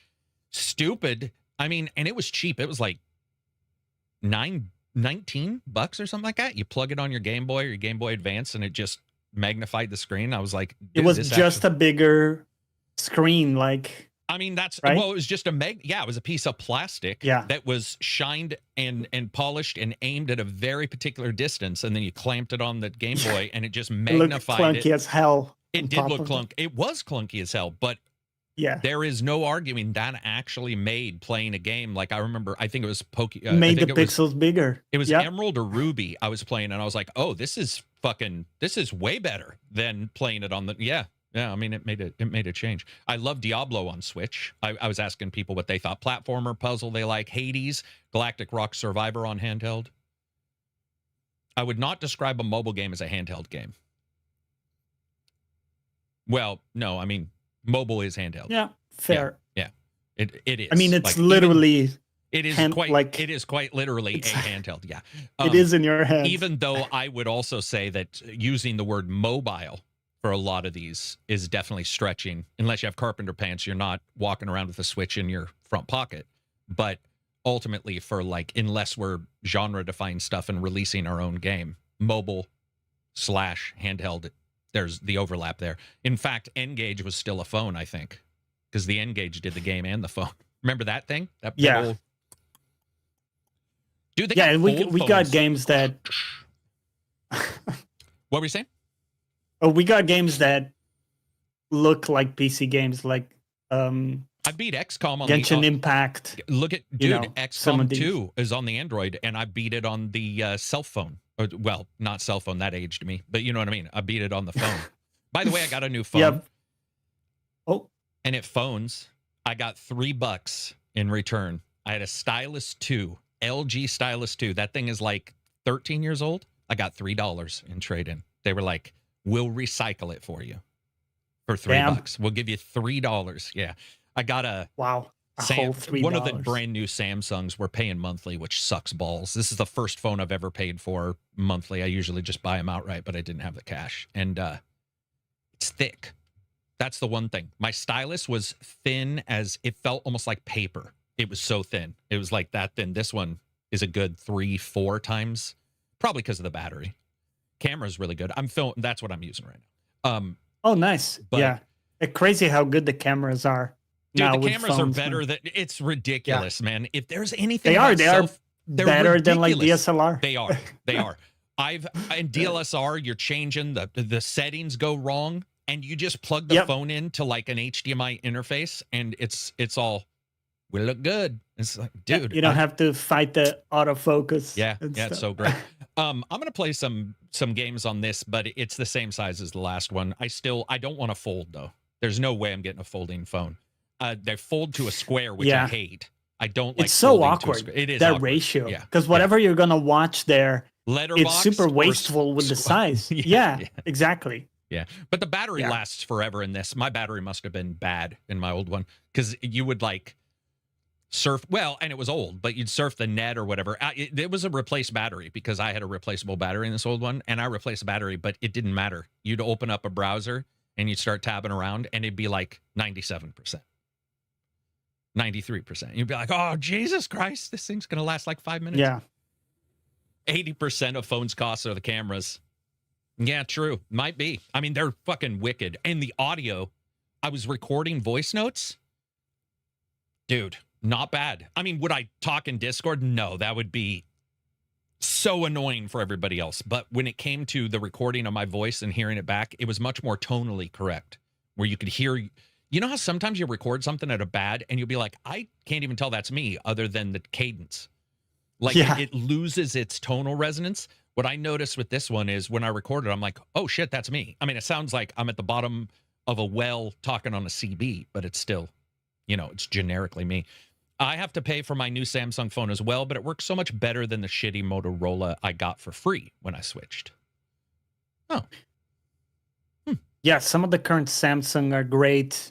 Like nothing phones are pretty great. We got some pretty good options at a lower price now.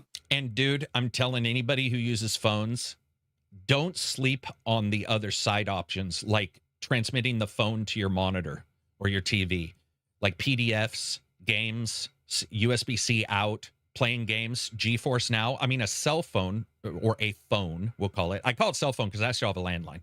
But normal phones, you plug into a TV and you can stream GeForce Now at 120 FPS. It's just like, dude, this is... Wow. So one of the guys in the Discord was like, I'm thinking about getting a mini PC. And I was like, are you playing any games locally? And they're like, oh, no, I just do mostly GeForce. I might do some work on it. And I'm like, just get an Android or an iPhone, whatever. Probably an Android. But get an Android, put GeForce Now on there, put some apps for note-taking, get a keyboard. You will be set. Like, you will not be able to tell that is not technically overall a Windows device in most ways. And there's so much crosstalk, or not crosstalk, but inner talk between apps. You can use apps that talk to Word, that go directly and save onto your desktop. You can get, there's a new one called File. It's not new, but there's an app called like File Drop. It's just an executable or an APK. You give it to somebody else anywhere in the world. You drop the file in there and they get it right away. You're just like, bonk. Of any size. It nice. Thinks it's a LAN, and it works awesome. We were like trading videos back and forth, and it was just, you drop it in, it's like, boom, other person has it on their hard drive. Very cool. Have you seen the Galaxy Trifold tablet? I hope I get one someday. Yeah. I will never, ever get a fold. I don't think so. Yeah. There's absolutely nothing about them that like entices me. What else we got? That was a good question, though. Thank you for asking that. I appreciate it. And is there anything we prefer to play on PC and console, although they run well on handhelds? Most games. Yeah, honestly, most games. Right? I agree. Yeah, most games. Yeah, definitely. Yeah, I mean, it's stuff with details. Even Hades is a game that is enjoyable in portable, but when you play on PC, you can actually see size matters, the projectiles going to you. Yeah. It matters. Yeah, it absolutely matters for especially discernibility on a UI or enemy. It does matter. So, but there's nothing against mobile because I fucking play a ton of games on all those devices. Stuff that doesn't require big reaction from you generally works pretty well. Yeah. On portable. Yeah. Go ahead. Bye-bye. This one from Beastie by Nature. He says, I've been looking to get back into board games, but feel I've missed a whole lot. What would be some fun, enjoyable board games to get into as a returning enthusiast? All genres welcome. Dice Throne and Arcane, or the Arkham card game. They're doing a redo of the Arkham card game, I guess. They're like relaunching it. I would say you could wait and buy into the new, or you could probably find them at pawn shops and stuff. Arkham Asylum or Arkham card game is a lot like a mini Sherlock Holmes with Elder Gods. It's a fantastic, unbelievably good RPG-like game. And then Dice Throne, Johnny has and I have. Dice Throne is just ridiculous. That one I can definitely recommend. Family, dude. As well. Your mom and dad play it? My dad wouldn't play it, but my mom would probably play it. Every person we've invited to play Dice Throne has not only found a character that they like because they're IPs that they know, or their ideas that they like, and everybody knows how to roll dice. Like you're just counting fucking dice, and then you get to play your like every person I've known. Once you understand how the turns work, even if you have to learn how each hero works. Each hero has mechanics and stuff, but it's extremely easy to pick up as you play.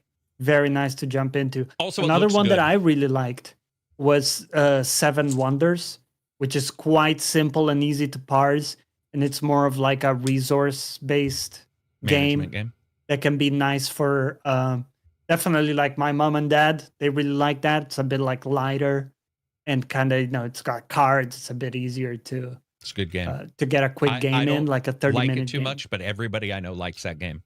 Like, really likes that game.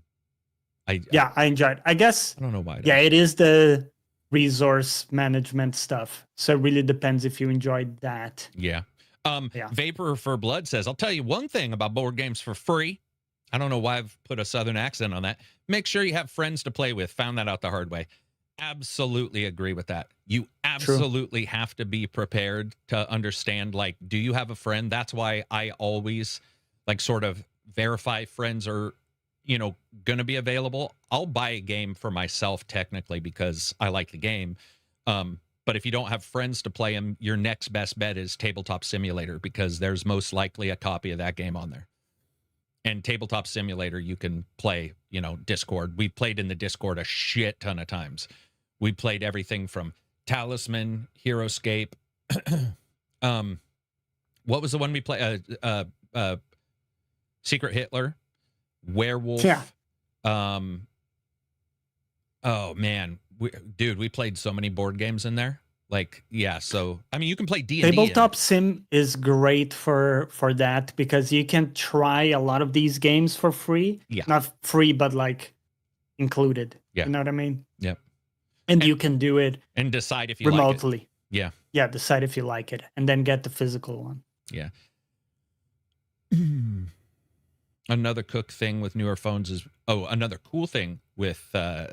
newer phones is being able to remaster pictures. Yeah, it's pretty cool to have all that right there. It's amazing technology, man. I mean, it's amazing enough that a lot of the normal my wife, even with all of her cameras and stuff, is like, probably just gonna go to the phone. Soul Sleeper. God damn. Soul Sleeper. Damn. Thank you very much. $59.99 super chat. Gents, wishing you an early happy holidays. Thanks for another year. Great content. On to the question.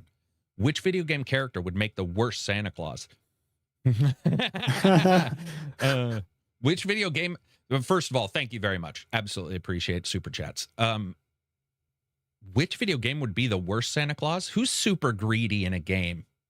What about like Trevor from GTA 5? Oh, dude, you would not. Trevor would be the Jared Leto of video game Santa Claus. He'd be giving you a turd, or the body part of a family member or something like that. So Trevor's probably the best answer. Could you imagine Trevor's birthday or Christmas party? No, I wouldn't trust that guy within 1,000 feet of me. Yeah, that would be amazing. Trevor's really a good answer. Trevor. Oh, you wanted a bike? Here's late game Arthur from, you wouldn't want to get tuberculosis. Late game Arthur and Red Dead. That's funny as shit. Kratos, Gollum. Yeah, Gollum wouldn't give you shit. I'm trying to, dude, Trevor might be the best answer. I was thinking of somebody so fat they couldn't get down. I took it literal and I was like, could they get down the chimney? So I was thinking of like corpulent, bad guys, like the super obese bad guy who's got his midriff showing. But I actually agree. I think Trevor might be. Yeah, Gollum would gift you like a fish. Yeah. Just like a live fish. So he also got the super chat, even though it's not 10 super chats, it hit the goal of the super chat, which I had put up here. We were going to have a discussion. Worst game of 2025 if somebody hit the super chat. So, worst game of 2025. Worst one you played long enough to say it was the worst one. Right. I'm going to have to look at what I've reviewed versus what I'm thinking in my head here. Open critic. Yeah. Hmm. That is a really good question, actually. All right, Huh. so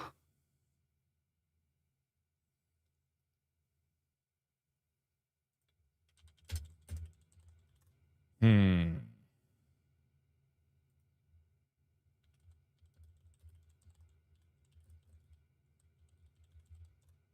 Okay, let me see I here. feel like I don't play Shit bad games. games. Well, Yeah. uh, Maybe I should, you know? You always talk about getting some perspective. all right, let me. I didn't like Blueprints. That's the one that Oh, I landed with everybody, but remember. I didn't really I remember you didn't like that, enjoy that one. and I can't send to It's the not not Telegram saying it's a group, bad game. but I just got asked for the Substack too. So I'll just put this in our chat. Wait, where did there we go. All right, so worst game. Gollum. Ooh. Yeah, Gollum was in 2025. Thank God, because that would have been. Wait, That's not 25, 24. it. I said. I'm Last sorry. year. I thought I said it wasn't. No, it was not 2025. Oh, Is okay. what I'm Yeah, saying. yeah, Yeah. yeah. All right. So let me look. That was the Substack for people who are wondering in Telegram. Sorry, I can't send you the message itself. Let's see. Looking through here, I got lucky this year in my games that I chose to review. Mine's I maybe is I didn't play enough. I did play.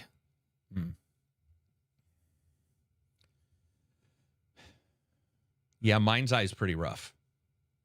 pretty rough. And I did play it enough to decide that I wasn't going to pass up a game I was reviewing to like push that game out. I'm curious about a game like Keeper, the one with the lighthouse, Yeah. the walking lighthouse. Mhm. You don't consider that a bad game, right? It's just No, kind not of at all. weird. Yeah.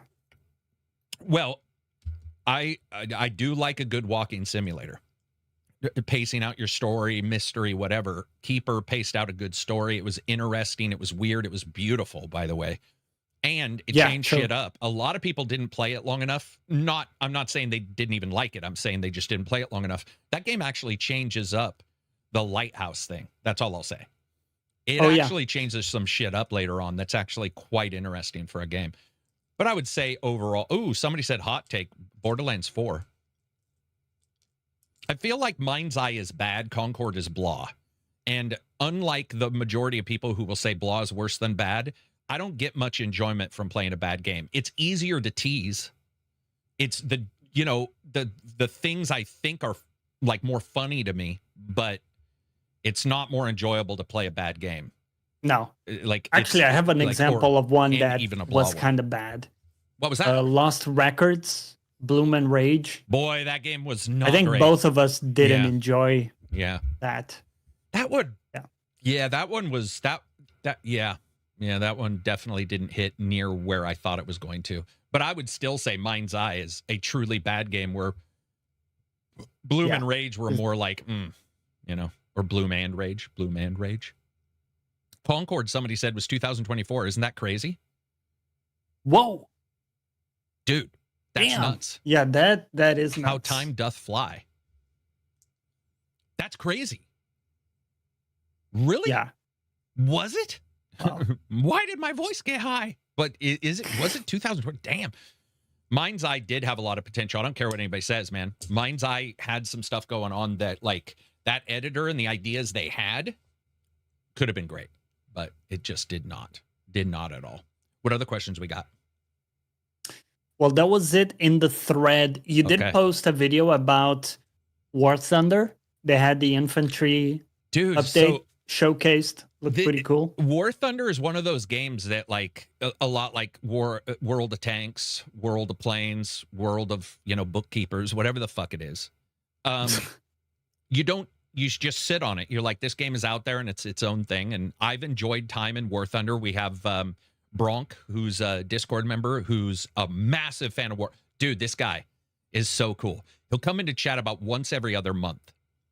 And he'll sit in there for about 4 hours.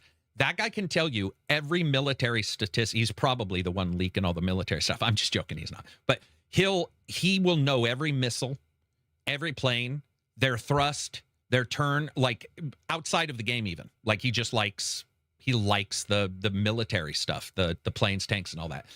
And that's probably for them. But this one is infantry. You know, it's people running around. It's your Call of Duty, your Battlefield style stuff in War Thunder. And War Thunder has just continued to grow and continued to add these modules on.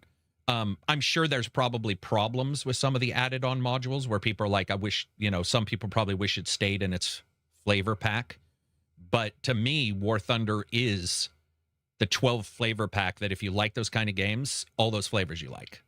Like, it's pretty crazy that they've done it. Whether I agree with their monetization or not, I still saw that and was like, damn, you know what? That is, for fans of that is really, really cool to add something like that. And the sort of Battlefield that's not just planes, not just tanks. It's like now it's got a little bit of everything. We'll have to see how it goes, you know, how it merges together. But yeah.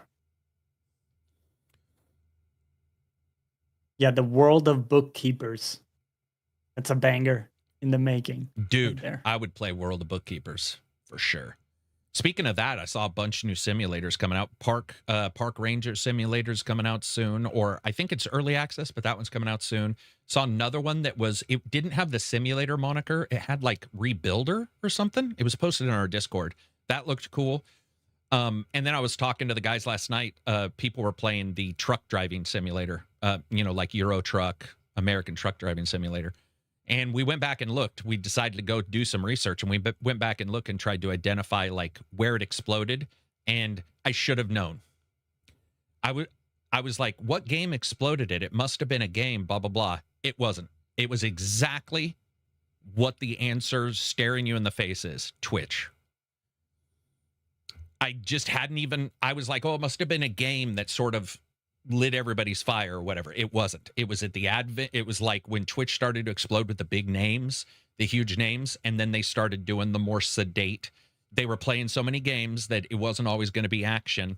Somebody played simulate, and they were doing a little timeline of like big, you know, some of it were YouTubers, but most of it was Twitch.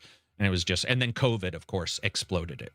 Because COVID, you know, you sit down, you're like, you know what I want to do? I want to drive trucks. I want to drive semis super slow across the world. Yeah, when you try to sell it, it's a bad sell. It's a bit of a tough one. You have to like experience it. That is hard for you to be like, dude, so play this game. It's not fast. And you have to obey all the speed limits. And you get paid shit. And the driving's probably a quarter of what you do now because there's a career mode and you can hire other drivers. And you occasionally sleep in your sleeper truck. It's just, maybe a truck driver could sell it better, but like the idea of driving a truck to me doesn't sound very interesting other than the life, or maybe your lot lizard prostitutes. But like the idea of jumping in a truck and driving it slowly through a simulator isn't the same as rally or a racing game. But maybe if there was a perfect lot lizard simulator. Well, I wouldn't want a lot lizard simulator now that I think about it. That could be rough. Do you have to go to the bathroom, bud? Yeah. Sorry, I'm watching my dog. He's getting old. So I got to like listen to where he walks and go, that's a I got to poop, Jeremy walk, versus I'm just exploring the world that I keep forgetting. I can't wait for the original SH remake to show modern audiences what true, in their opinion, what true Silent psychological horror looks like. Yeah. Yeah. Well, just looking here.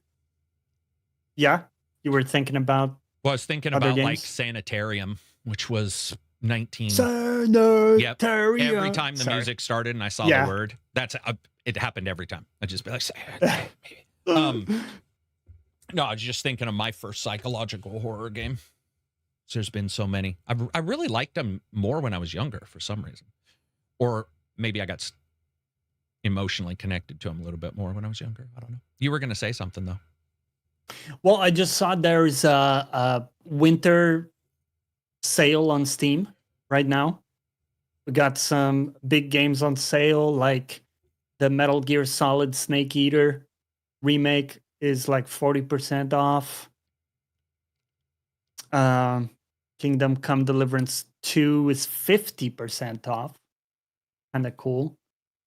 I mean, lots of other games at deep discounts, like It Takes Two, Ghost of Tsushima.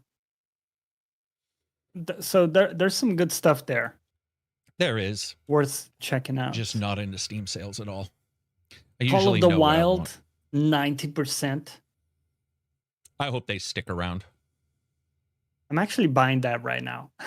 I thought you owned that. Didn't you That's and I pretty play good. that? No, because I played it on Game Pass, but I want to own it so Oh, gotcha. I can always return, you know? Yep.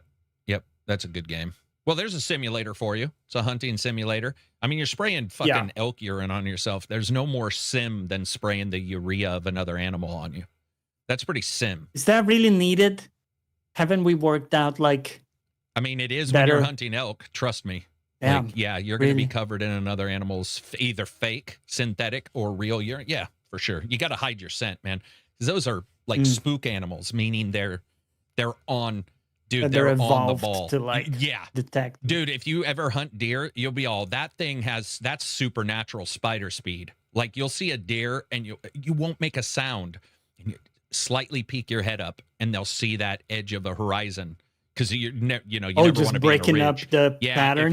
And you'll just see that deer go like Boop. what the fuck? Yeah.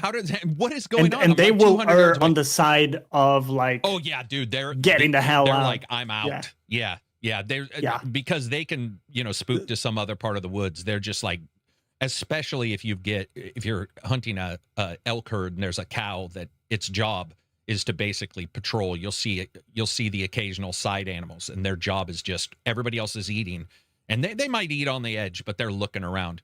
Those guys are attuned. You'll see that ear go like, boop, boop.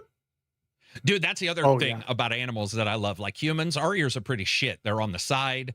They're built a little way. We got ridges to get front sound, but it's not great. But you'll see like the animals, and those ears are like, like a gecko's eyes, but on their ears. Yeah, dude, and they're like radar. Crazy. They'll be like, bop, bop, bop, bop, gone. Son of a bitch. And I think your dogs do the same thing, but my cat, he hears the postman or like a delivery person before I do. Yeah. Before they ring the bell. Yeah, dude. It's crazy. Like when it is so crazy, because that's why sometimes people use hunting dogs, stuff like that. We didn't use dogs ever, but the distance at which they can hear a bipedal creature and the sound that is different than, like, you'll hear unless you're a bad hunter, if you hear a deer moving, it does sound different than a person. A person has because a person's weight, 180 to 250 pounds, it's on 2 feet. So the sound of the crunch is way different than an animal that maybe weighs the same, but is, walks around on 4 legs. So you hear that difference. And man, dude, they know we're hunters. They'll be like, that's a person for sure. Like, your best bet is to like try to rustle through the forest, break it up with the sound of the grass around you. We need those Cabela Dangerous Hunt games to make a comeback. Ooh, yeah, that'd be cool. People are talking about Nier. I want to see a Nier Automata 2. I would kill for that. Yeah, we haven't seen one in years. Yeah, what did they do? After they did Replicant. What did they do? Platinum's done a bunch of games, but Platinum also worked with Ninja Gaiden, right? I think wasn't that also Platinum Games? And didn't they do recent? Did they help with Stellar Blade? Didn't they do Stellar Blade? No. Who did Stellar Blade? I always think of Platinum when I see Stellar. It was a different studio. It was inspired in like Platinum Games, but it was a different studio altogether. Yeah. Yeah. But check this out. Doom the Dark Ages, 50% off. It's a good deal as well. I hate Steam sales. Why? Because it's, dude, they're going to have an Arbor Day Steam sale and if you don't put your game on, developers have talked about this for ages, but there's no reason for me to just hammer on Steam again. But I mean, if you don't put your game on sale, you'll lose sales because the Steam sale visibility is now above your game. Yeah. So there's been developers who are like, well, we don't want to be on the Steam sale. And then their sales crater and they're already given 30% to Steam. Like it's solidly great for the consumer to get a cheaper game, obviously. But I think that they are so good at Pavlov dogging people. I'll see people say, oh man, I can't wait for this. I don't have any money, but I'm going to buy a bunch of games. And why? Oh, because they may never be on sale again. It's like, how many of you played? I play in the same sentence. They're like, I don't play a lot of games, but I'm going to buy a bunch of games. And I'm like, so you're buying thumbnails for Steam. That's what you're doing. You're literally buying a thumbnail. It's playable, but you're buying a thumbnail. I mean, it's the same thing with Black Friday. Yeah. Which instead of one day ends up being a whole month, and they're putting stuff on sale that you absolutely don't need, and you weren't going to spend that money in the first place, but now you did because it was on sale. So the sale actually cost you money. I'm just frugal with that shit. So Sleeper 59 super chat. Wait, was that twice? Jesus Christ! It's a new Sleeper, one. you better got an amazing. What do you call it? An amazing bonus. And an early Happy New Year as well. Which video game character would make the best Santa Claus? Okay, now this one might be easier. The best Santa Claus. Ooh. The best Santa Claus. Okay. What's like a wholesome character? Donkey Kong. Just put a Santa hat on Donkey Kong. He'd like gift you some bananas. That's maybe inappropriate. I was going to go with like a sexy female character because she might buy you lingerie, which is a thing where Stellar Blade. The wife will buy the husband lingerie for the wife, you know, that kind of thing. Yeah, I was like, Stellar Blade is one of the ones I was like, but no. Give her a Santa Claus in a game. I'm trying to think of somebody like who's super giving. And I was also thinking of characters that already give you gifts. You know, how many games there are where you'll come back and they'll be like, I've got a gift for you. Because a lot of games do that now. Or they'll be like, the NPCs will give you a gift. You know, MMOs are big on that. Hey, here's a, you know, Ogrimmar in World of Warcraft during Christmas where they have all the Christmas trees and stuff. I love that shit so much. Best Santa Claus.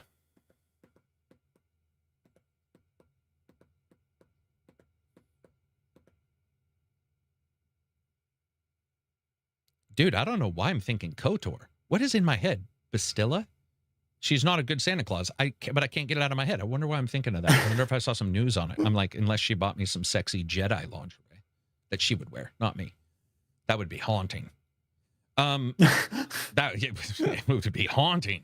like everybody involved within like a 200-mile radius. It'd be like a nuke going off if I was wearing lingerie. I'll do it though. I'm just joking. Damn, a good Santa Claus. Yeah. Dude, who's super giving in a game that doesn't turn into a bad guy later, though? You know how, like, in movies, bad guys are, like, usually they try to be the good, they try to pretend they're partnered up with the good guy, and then they turn into the bad guy. I feel like games have, you know, captured that trope, and they run with it so much. Like, I'm trying to think of somebody who stays a good guy.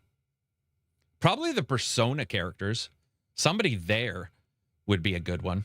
Geralt, RE4 Merchant. Oh, Pavarti from Outer Worlds. Dude, that is actually a good answer. That is a really good answer. She's like, I love that character, man.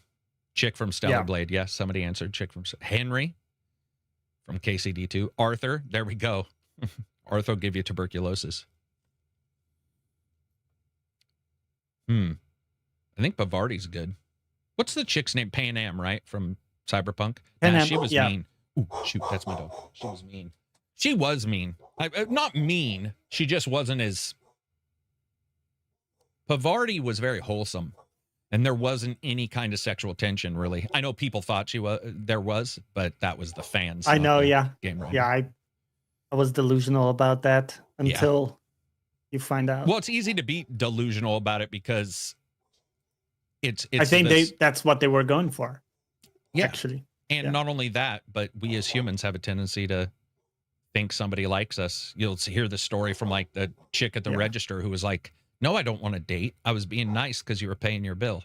And there's always some jackass who's like, she likes me, man. She put a smiley face. Definitely likes me. She put a smiley face on my receipt or whatever. And you're like, dude, unless she puts a number and says down to fuck, assume.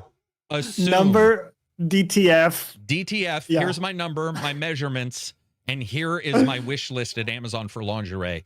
Assume that she is not into you, man. Because there are so Just many not guys into who are it. like, for sure. I mean, I've met girls who are like that too. That is true now that I think about it, where I'll have friends who are girls who are like, I think that guy likes me. Because guys, historically, I think there's the myth that guys can't be very giving. So like if a guy gives you a ride home from work, it's like he likes me for sure. It's like, or he was just going your way and was giving you a ride home. What else do we got? Oh my God, did you see that Digital Foundry did a breakdown of Final Fantasy for a little bit, of the new one? That thing performs well. It looked really good for a handheld. I was really excited to see it. They did a video in Final Fantasy VII. Is it the Integrate version? Can't remember. They released the video this morning. I'm going to let these dogs out. For Switch 2? Be right back. Is that okay? Go for it. Is that okay? Okay. Yeah, go for it. Yeah, I think they released the Integrate game, which is the first Final Fantasy VII remake game with the kind of complete edition that includes the DLC. I think that came out for Switch 2. I believe that's what we're talking about. Let me find it here. So that's interesting to hear that it does well, because I think it was just the demo, that game, Johnny. I think it might have just been the demo or a little slice, because they said they had. It is. So I'm just checking here. So it was a comparison: Switch 2 demo versus PlayStation 4 versus PlayStation 5 versus Xbox. Cool to see that it does well, because that game did struggle, man, on PS4. I think it's very cool to see how big of a change NVMe is too, because remember the PS4 was on that 5400 RPM hard drive.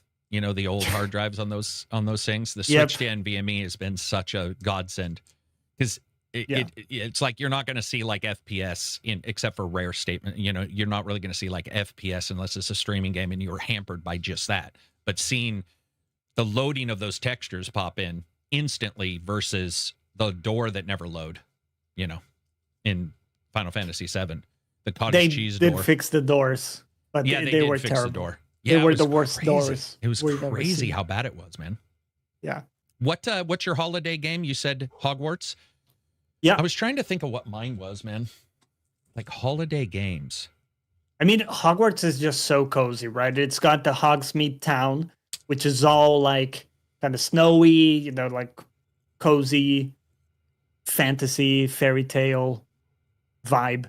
And then they got Hogwarts, which is, I think, the best way to explore Hogwarts Castle, because when you read the books or you watch the movies, you have no idea of the layout.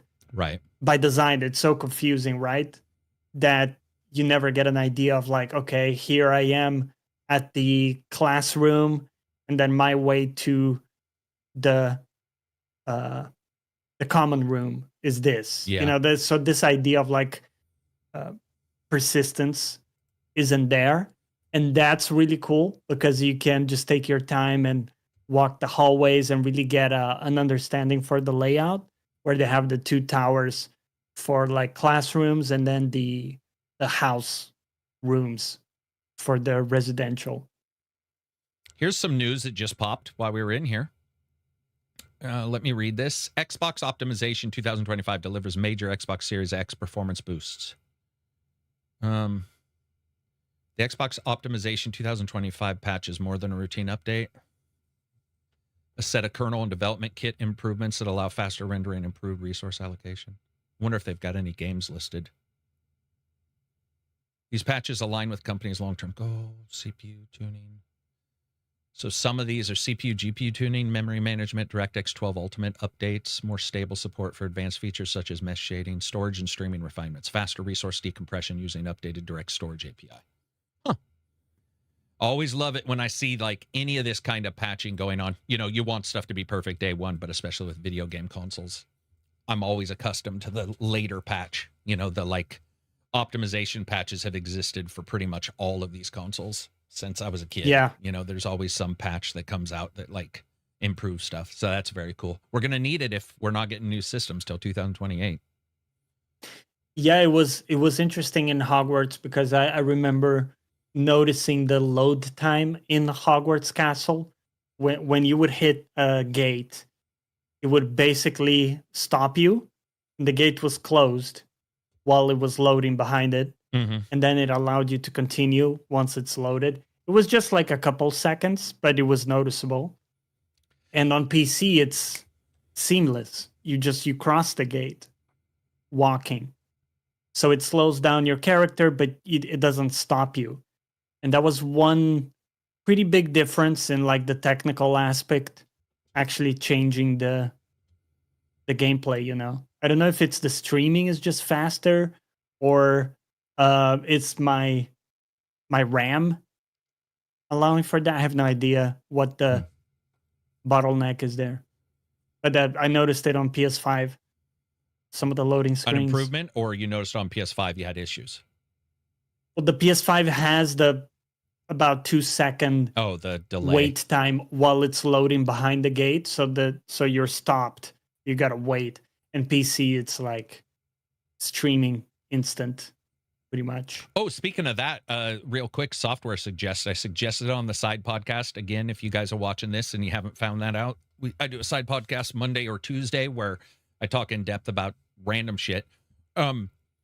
Dude, so you know me, I love everything.exe, but I think I'll leave it on my PC. But Fluent Search, have you ever heard of this? Fluent Search? No. Dude, so it's like everything, but it doesn't open in a huge window. It opens in a single bar. It's super fast, has its own database like everything, but it also has a bunch, when you find stuff, it'll tell you a bunch of options, like open in CMD, your terminal, open in PowerShell, open the folder, open the parent folder, archive it, compress it. Like it gives you all these options. It's super fast, man. And I love everything.exe because it's a window. It's super fast. Like it's unbelievably faster than Windows search. However, this one also searches Google Drive online.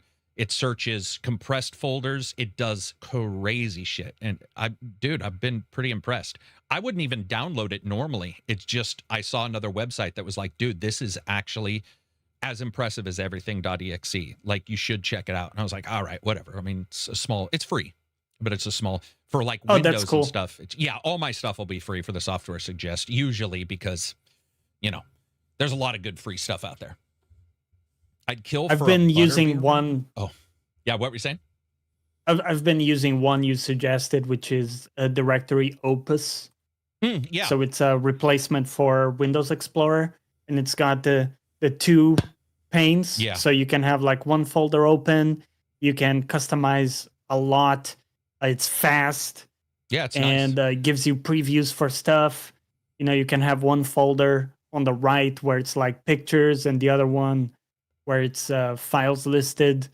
I use it a bunch. I even bought a license because I enjoyed it a lot. Yeah, I think it has a free version. It does, and the free version isn't bad. It's just like I think you can't add extensions community members have made, or a couple small things. But as it stands, it's a good if you like that kind of stuff. I find that's less useful on my main PC, but weirdly enough, on the side PCs, I don't know why. Maybe it's because I'm less there. I'm less accustomed to what files it has on each one.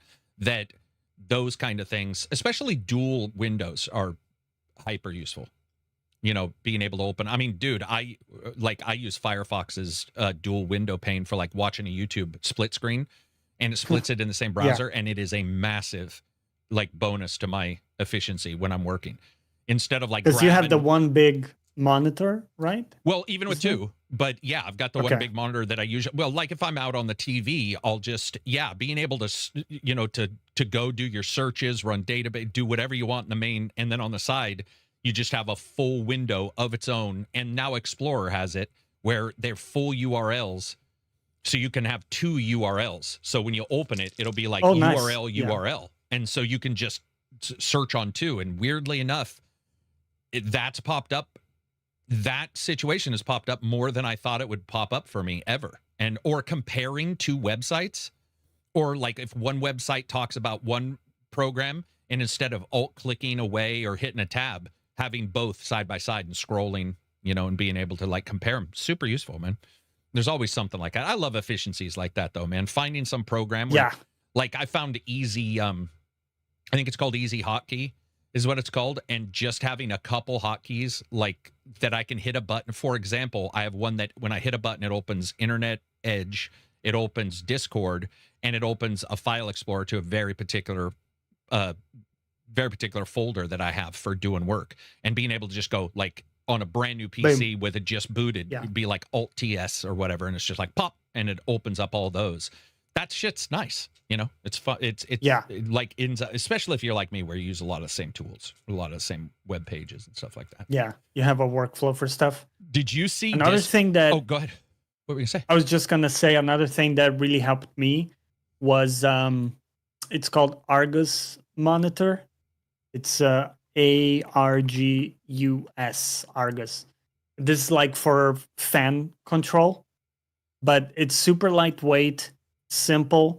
You dial in like the speeds for your different fans so they don't do a bunch of noise when it's not needed, and it just boots up, doesn't cause problems. I was having some problems with the motherboard one fan control software. Fan control. Gotcha.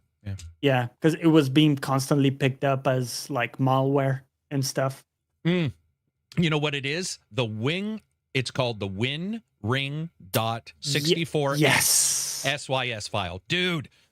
Holy it's so annoying. Shit! It's so annoying because almost every program that adjusts your PC will use that driver, because that driver is what allows them to make a fan to hook into things. Yeah. And Microsoft, I will open it and it'll be like, this program it's like broken. It won't open, or opens for a second. I'm like, what the fuck? And then I'll go into Microsoft Defender. Yeah, it's blocked again. And they'll be like, this is blocked. And I'm like, well, then just block any outside IP from using that file. Like, why do you keep, and then you have to go in and change your definitions. And then, of course, if it became a real malware, you don't want that. You know, if you got a corrupted version, you wouldn't want that. Well, that's cool. Argus is good. That's good to know. I think and they're completely free, by the way. It's it's been great. Yeah, it's always best to suggest the free stuff if you can. Though there's some purchased ones where I've done the same thing you did, where I'm like, the ones I you pay a bit of money once in a lifetime. I'm okay. I'm telling you right now, Fences has changed my life on PC. Fences is one of the best programs. Multiplicity is amazing. Allows you to, like, I have one PC and 6 PC screens come to it, and you can use you can play games on them, whatever. That's great. But Fences, it's very hard to even describe. I'm not going to go into it because I already described it on the prior podcast, but I tried the demo of Fences, and within like 6 minutes, I was just like, oh shit, this is sort of what I've been looking for all my life. Because I have taskbar add-ons or a big taskbar with a ton of apps. And by the way, I curb this, and it's still 2 taskbars deep. I use a lot of apps. I do a lot of stuff on the PC. And Fences has just been, I got Absy one day. I was telling Absy about it. He's like, are you kidding me? Does it do all that? And I'm like, you should check it out. He checked out. He's like, I'm getting that. That is exactly what I've needed like all my life. It's crazy because you literally don't have to open Explorer because it's hidden. And you double click your desktop, and then Fences pops up, and it goes directly system linked to different folders you identify you want it to go to. So you can just pop into folders, but it also does hot drag overs. So if you drag your mouse over it, it'll scroll it up, and you can literally interact with File Explorer without opening. You can interact with those files without ever going into the folder ever. But then you double click the screen again, it goes away. And you can't, nothing interacts with it. Like, unless and you can have other hotkeys. I have a double click on the screen, but there's other hotkeys you can use. But yeah, that shit was amazing. What else we got for games? Yeah, dude, I just heard 2 people bought steering wheels for games. And once again, just like always, locked because of their certifications. $600 for 2 steering wheels because they have a PlayStation and an Xbox. And I'm like, man, that's so annoying. Certifications for for steering wheels and stuff just drive me nuts. It's not a controller, man. I mean, it is, but it's like your boutique thing. Those companies need to just, I don't know if it's possible, but I would like the company to pay both those certificates and be like, we're going to work on both. Some of the higher end ones I think do, but like that pisses me off, man. It's just, do we get the same with ridiculous. Joysticks or no? Where you have to pay the premium. Yeah, joysticks. I mean, it's pretty much all of them. But a joystick, I mean, depending on what you buy, you can buy cheaper ones with a HOTAS that's not even super expensive. Where steering wheels, man, they They Yeah, some are start expensive. crazy. And guess what? They went up because of the microchip issue, the RAM issue, because they have RAM in them, most of them, to save profiles. And so they went up in price. Yeah. So, and they were already expensive. I think it's also because there's the mechanical aspect, right? I think most of them have like the what's it called? Like the pushback kind of. Yeah. But even the cheap ones went up in price, which I'm sure some of them don't even have a RAM chip on them. They probably just went up in price because they were like everything else was raising in price. So yeah.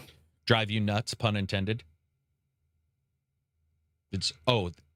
Drive you nuts. Well, I guess he did say a pun. I don't think he meant to say that one, though. I don't think Johnny meant that for... Did you... You said it drives you nuts, or I said it did. But I know I didn't mean to say it. No. That just makes me think of Snickers. Thinking about a nice Snickers bar. Let's not talk about Snickers. Or Snickers. Yeah. I'm going to get hungry. I'm not going to do this. I had a fake commercial for the Knickers. Knickers meaning underwear, but also it was for an energy bar or a Snickers style bar that had like 6,000 calories. It had all these chemicals. I had this really awesome one I had recorded, and a couple days ago I found it, and I'm like, that's interesting. I wonder why I didn't use this at the starting of the podcast. Double clicked it and let it ran. Way too close to a bad word. Oh, when you're talking fast and you're saying Knickers, not good to talk fast. Dude, I played it and it was playing in the background. I was like, man, I should put this at the... Wait, what did I say? The lexical distance between that... Bro, it's not very far. And when you're talking fast, I was like, somebody is gonna... No, I don't think people would know I was talking Knickers because I actually had a fake Snickers bar with the... But why ride that? Yeah, I'm not riding that. I'm not riding that edge at all. That's just the way to get in trouble for no reason, like whatsoever. Yep. That actually bothers me a little bit too, because I do have like commercials I've recorded. Like I still do the Grandma Island, the Gilf Island, jokey commercial. I still do those. I have some really risky ones, but it's like you never know. You could post something that's acceptable one day, and the very next day, because people are talking about it at that point, is suddenly magically bad. Yeah. So, I mean, I still have some questionable ones. The Gilf Island shows some shit. If you watch it close, it's pretty questionable stuff. But it's, hey, grandmothers are, I mean, they make their own some stuff over time has become not, like the R word. When I grew up, that was... for mentally disabled people? Yeah, for like mentally challenged people. Oh, yeah, challenged. See, that's changed too. But I mean, I didn't use it much, but I certainly had friends that used it casually, just like in jokes and stuff. 100%. Yeah, and not coming from a bad place, but it was just... Do you know the word that I've always known was bad? Just didn't use it when I was growing up. I just didn't... I think it's because I just didn't like the sound. It sounded derogatory, even though it was used on TV shows, by the way. 1980s, 1990s, this word was used a lot. I do not like F-A-G-G-O-T. The F word, yeah. Hate it. No, I don't like it as a word. I've also told you the other word I don't like, the British word that you guys use all the time. I hate that word, man. I hate it. It sounds nasty. Like, I don't know why. I think it does, yeah. Even if you're a part of that group, it kind of sounds super nasty. I just don't like that, man. Like, and when I was growing up, Miami Vice, like, obviously it's an older show, but one day I was watching a rerun and the guy is calling somebody that like 3 times. And it was such a mind culture shock because I hadn't seen Miami Vice in like 20 years. Like Disco Elysium, that character early on. Oh, yeah. Yeah, the kid who beat you up, Kuno. Yeah, dude, he was a he drops that, and I remember being, wow, I just haven't heard that in years because it's an... I think it's absolutely okay for a game who's showing you a bad guy to do whatever they want to do. Because in the context, right? Like they are want to call me that in the game, exemplifying someone who is like a POS. A POS, yeah. I mean, you punch a kid in it, or you can punch him, try to punch him. It makes you feel justified. I hated that little do that. Dude. Kuno, I think one of the first posts when we did the review was like Kuno for president because he cracks me up. But kids especially with bad parents or parents who don't watch them, kids can be really egotistical POSs. You know, like you'll get a 13-year-old who knows a grown man's not going to punch him, right? So they say certain things. That was Kuno to me. Kuno was the guy who had, you know, he got away with whatever he got away with because he was a kid. I hated that little bastard. He was such a great character. Our word has become more acceptable. It's always hard to tell what's acceptable or not, but I don't even like that word anyway. I don't think I used it much when I was a kid. I mean, that's the thing I noticed, sure, that but I don't. With all these words that have come up as not good to say, I don't think there's been one where I missed it, you know, where it was something that I used to say and now I can't. Oh, poor me. I don't think I can think of any example like that. They were always kind of words I wouldn't really like to say. Maybe I did in some bad joke, you know, that was questionable in the past. I'm not saying I'm perfect with that, but I don't think there have been words that I felt like I'm just missing out because I can't say, you know, the N word or like the R word. When you're a kid, I just like, I couldn't live in Facebook's times. I would screw up. You know, no, because you would also want attention as a well, at least for me, you know, back in the day, I would say stuff to also just get attention and like try to be in the zeitgeist or I do not envy kids who have cell phones in their faces, whether it be their own or it's all, their friends. It's all out there and everything. It's all visible. Yeah, if I saw a young kid say something, I'm like, listen, we can all pretend we were perfect adults. You'll hear somebody none of us would survive that scrutiny. It doesn't matter how enlightened we think we are wouldn't now. Survive it unscathed, which is what you see right now, which is whether it be bullying or whatever, which is always weird because like, the kind of stuff, the instant throughput you have on a cell phone to others, whether it be posting, whether it be Facebook and all that stuff, it's hard. We talk about doom scrolling, but as a kid, you're not only doom scrolling, you're social scrolling. You know, you're like scrolling via what's happening at school, and like those rumors and stuff would seem like they would spread so quickly, you know, and just deep fakes are going to be harsh for kids. Deep fakes are going to be tough. You know, there's going to be a lot of stuff for deep fakes, I bet, where, you know, somebody takes a fake nude of a dude, somebody takes a fake nude of a chick. Like, it's just, that stuff would be rough with cell phones. I mean, it's already so indistinguishable. Yeah, it's pretty hard to tell. You know, it's pretty hard. Yeah. Yeah.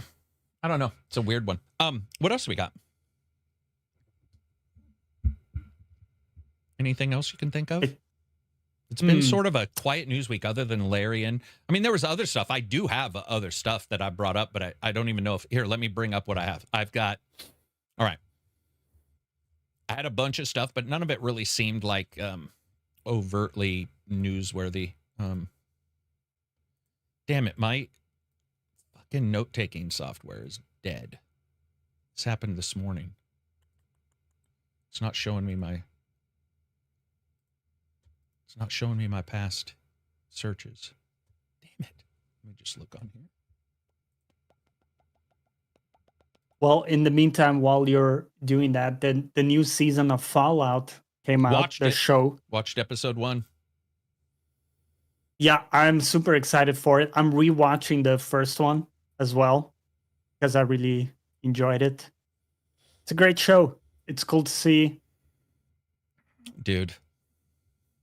That game is going to be, or that show is going to be like the litmus test for every other. I mean, we're already hearing like that, you know, people are talking about Elder Scrolls. What are some of the other games? There's like 6 or 7 games I know of where people are talking about doing TV shows for them. But don't you think like Elder Scrolls is way harder to do because of all the fantasy setting? Isn't that going to be... I don't think it'll be made. I just heard that as another one that was being like discussed or whatever. And it was a rumor online, but I guess that could be difficult. But I mean, Witcher I was just thinking it's pricey, but yeah, Witcher did it. And we see sci-fi. Sci-fi is pricier than fantasy. Yeah. So I mean, who knows? We're just going to have to wait and see. But I look at like a lot of games, they're seeing Fallout, and Fallout's got a big following. But when you also look at a lot of games, they do have huge followings, and anime has already shown you can succeed there. You know, Arcane, all that kind of stuff. It feels like the transmedia thing that we talked about, I think it was last week or the week prior, where all these companies are looking for other ways to like spread their IP. Cartoons are one. Animes for sure are real. I would watch a Fallout cartoon. Like, I would for sure watch it. Definitely. Dispatch showed that in games it works. If you did a Dispatch anime, I would watch the shit out of that if they got the same voice actors. So if they were like, okay, because they've even stated they were thinking about Dispatch 2, but maybe like it was low, but now that they saw the sales, they're like, okay, we may have to look at that. Let's say they didn't. Let's say they were like, we've sort of told our story in Dispatch that we want to tell, but we're going to do an anime every year of like 6 episodes to show where everybody. I would watch it. I mean, there's a lot of games I would definitely sit down and watch. There's a lot of games with really cool IP. Mass Effect, I would kill for. Well, if it was the right writer, I think Mass Effect would be awesome. Yeah. Mass that Effect one would be a massive undertaking. Nah. But it would be incredible. Nah. Oh, was that pun on purpose? A massive undertaking? I thought that was on purpose. It would be. Yeah, that's good. Yeah. What else? Yeah, Elden Ring, Chronic says in chat, is being made. That's the one that I was talking about earlier that I just absolutely no interest, and it doesn't. I don't even but I'll watch it. I'm just saying it doesn't interest me from the point of whatever. Dude, I beat the game like twice. Still to this day, I don't know what it's about, man. I guess there's some aliens there. I don't know, man. Yeah. We'll have to see on that one. That one doesn't really interest me too much. But again, it doesn't matter. I wasn't interested in Next Level either, and it became one of my favorite things. I wasn't interested in Black Mirror either too much. I like that kind of TV show, but I wasn't like dystopian stuff I lived through. It's almost like GTA. How dystopian, how cynical can you be if you're living in a cynical dystopian world?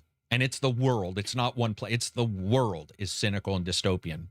It's there. Yeah. We're in it. And it's a bit disturbing how many of the things in Black Mirror from the early episodes are like, dude, it's just remember reality. the old, The Simpsons tells the future because they show stuff. And you're like, well, really, The Simpsons is 36 seasons. They're going to get some stuff right by the sheer process you're going to of find elimination. some stuff. Right. Yeah. But GTA in particular, like 5, there's been things that have happened a couple times where I'm like, what the fuck? That feels like I played that in GTA 5, and then go look and find out like one of the quests very closely, mirrored something that happened. I'm like, what the shit? Hold on a second. Yeah. What is it? It is a simulation. It's just running at a lot higher frame rate. No. Trying to think of some other cartoons. This is going to sound really off base because the last game wasn't good or wasn't great. I think Dragon Age is a cartoon, which I believe there might have been an anime already. I could be wrong. If there is, I haven't seen it. But I do think that Dragon Age has enough of a fan base still that maybe holding it up as an anime for a couple seasons before you try your next game could possibly work. Yeah. I think Dragon Age has a lot of cool lore that might work better in an anime than in a game. At least right now, because there's a lot of negativity towards that, where a TV show, still negativity, but you could control the narrative, as in the writing in the game. You could control the plot points. Yeah, I would actually watch that. Be cool. Saints Row cartoon would be amazing. I would kill for a Saints Row cartoon. Shit. Yeah. Well, one of the big things they've been doing is taking books and adapting them into shows or cartoons. Yep. It's like a really big way of I think getting like a surefire. I think almost all of my favorite shows are based on, Defiance, books. Which I'm watching right now, is a video game. But yeah, almost all, Bosch, all those, they're all books that have then been translated. The Expanse. The Expanse, yeah. Yeah. Yep, definitely. Yeah, a lot of them. That works too. I think it's because also, if you get through a novel, you're probably a fan. Now, you could not read, you could stop, but I think most people do stop. Otherwise, they read all the way through it. So it's like if you have a novel or a bunch of novels that are really popular, you probably have a pretty vested audience, like who, that lore speaks to them and would want to actually see it. So yeah, the book to TV show. But since we were talking about video games, I was just talking about video games. But yeah, is there a book you right. expect to see an adaptation from?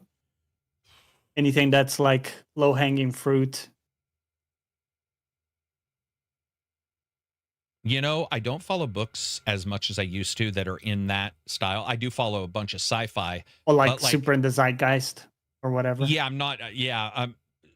Or I read one and find out there's 50 or something. Yeah. Personally, right. What I would kill for is like the Ashes series, which is like 187 books. Wastelanders, which is like 152 books.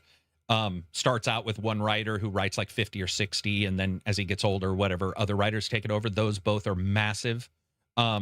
Jack Hunt is a super popular, Amazon is where I get his books. Super prolific post-apocalyptic, but what he does is he only writes about 5 or 6 books per post-apocalyptic event. So one will be like about an EMP pulse that was set off by a terrorist organization. What would America be like? And then he'll write 5 books. Those are done. Then it'll be like tidal wave, tsunami. And it's not called that, but it'll be like that. It'll be like, what would happen for 5 books in that? And then he'll be like, nuclear war. And weirdly enough, he's a fast writer. He does have a bit of a trope, which is like man and a woman, probably maybe divorced, maybe separated. Man tries to go find woman, or woman tries to go find man, even though they're separated because they have a kid or whatever, something like that. There's a tropishness there, but he writes really fast and he keeps the action going. I would love to see a show. I like post-apocalyptic shows though. Like Jericho is one of my favorite shows of all time. Dude, that's my jam. Dude, yeah, it's for sure. Have you seen Jericho?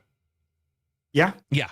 I don't know what it is about them, but I love people coming together. Even if there's intrigue, the idea of like everybody coming together and be like, the generator's down, because I know what a generator is. It's not like the Alpha Centauri star is about to explode. You're like, okay, that's great, but I don't understand enough about that, even though I study science. It's like a generator I own. So when somebody says a generator's down, then you start going, what are they going to do? First, they need to check this, and then they do that. Or they'll be like, the food has gone bad. We need to send 5 people out. And that's never going to work out, right? If they say somebody came back with food, fine. But if somebody says we're going to go get some food, you're like, that's a plot point for sure. Like, so somebody's getting fucked up. Somebody's going to trip and break an ankle. Somebody's going to do something stupid. The enemy's going to see him. I love that shit, man. I think it's because it fits you and our life right now. It's not so cyberpunk that we're like disconnected. It's where usually it's somewhat a bit more modern. Graspable. Yeah. A bit more. And dude, how many times have I was just watching a show that's supposed to be 350 years in the future, and the guy's using an M4. And I'm like, at some point, somebody's going to make a new gun. Like, I get that people see an AK-47 or an M4 as a platform and are like, it's lasted for a decade or two, but that's way different than 3 centuries. Like, in 3 centuries, wouldn't the bullets be, different? Or wouldn't you, at what point would you like go to other stuff? Is there anything, maybe nothing will replace it, but I hate that shit. I was thinking about that actually. You know how in Star Wars they have the laser weapons? Yeah. And they shoot like little laser, not even beams, just they're like photon, pellets. Yeah, they're photon pellets. Concentrated photons. And that shit is super ineffective, by the way. Like, they just doesn't kill anything. Do you know what would be effective? It would be impossible with our technology, but plasma. Like the idea of shooting a bar of plasma at somebody. Well, that like almost a lightsaber. That's exactly right. Yeah. Segment or. I was watching Corridor Crew. I think the guys who do the SF breakdowns, and they were talking about video games and movies, and they were like, "What are the most real? Like, how would you replace what's in a show with or a video game with the equivalent? That might be more. Like tangible."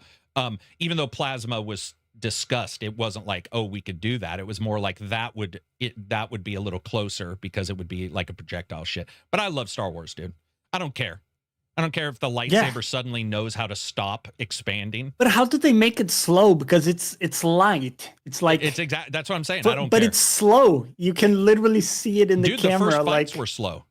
Look at the first fight. Somebody redid Vader Yeah. and Obi-Wan's first fight from the original movies. And while I loved the speed of it, to me, Vader in his suit isn't about speed. It never was. It was about pure menace. It's just like the power. And the power when he would hit somebody else's lightsaber, which, by the way, lightsaber, they pass through each other. But he hit somebody's lightsaber, and you see like Obi-Wan go like this because you're like, that guy is 6'6".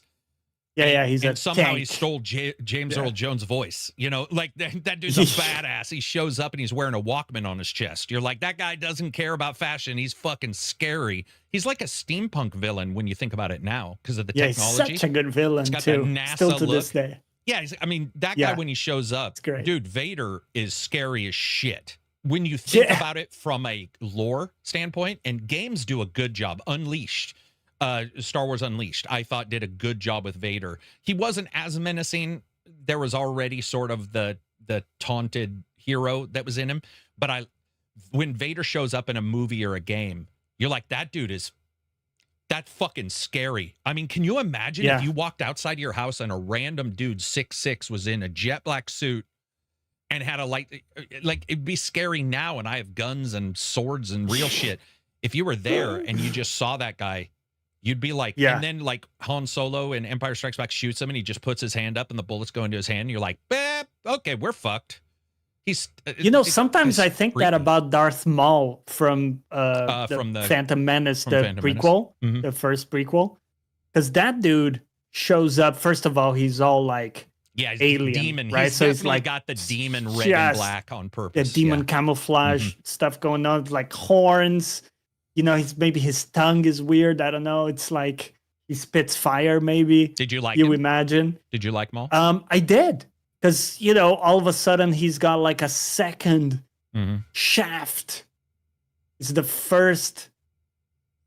I don't think anybody's done the double shaft.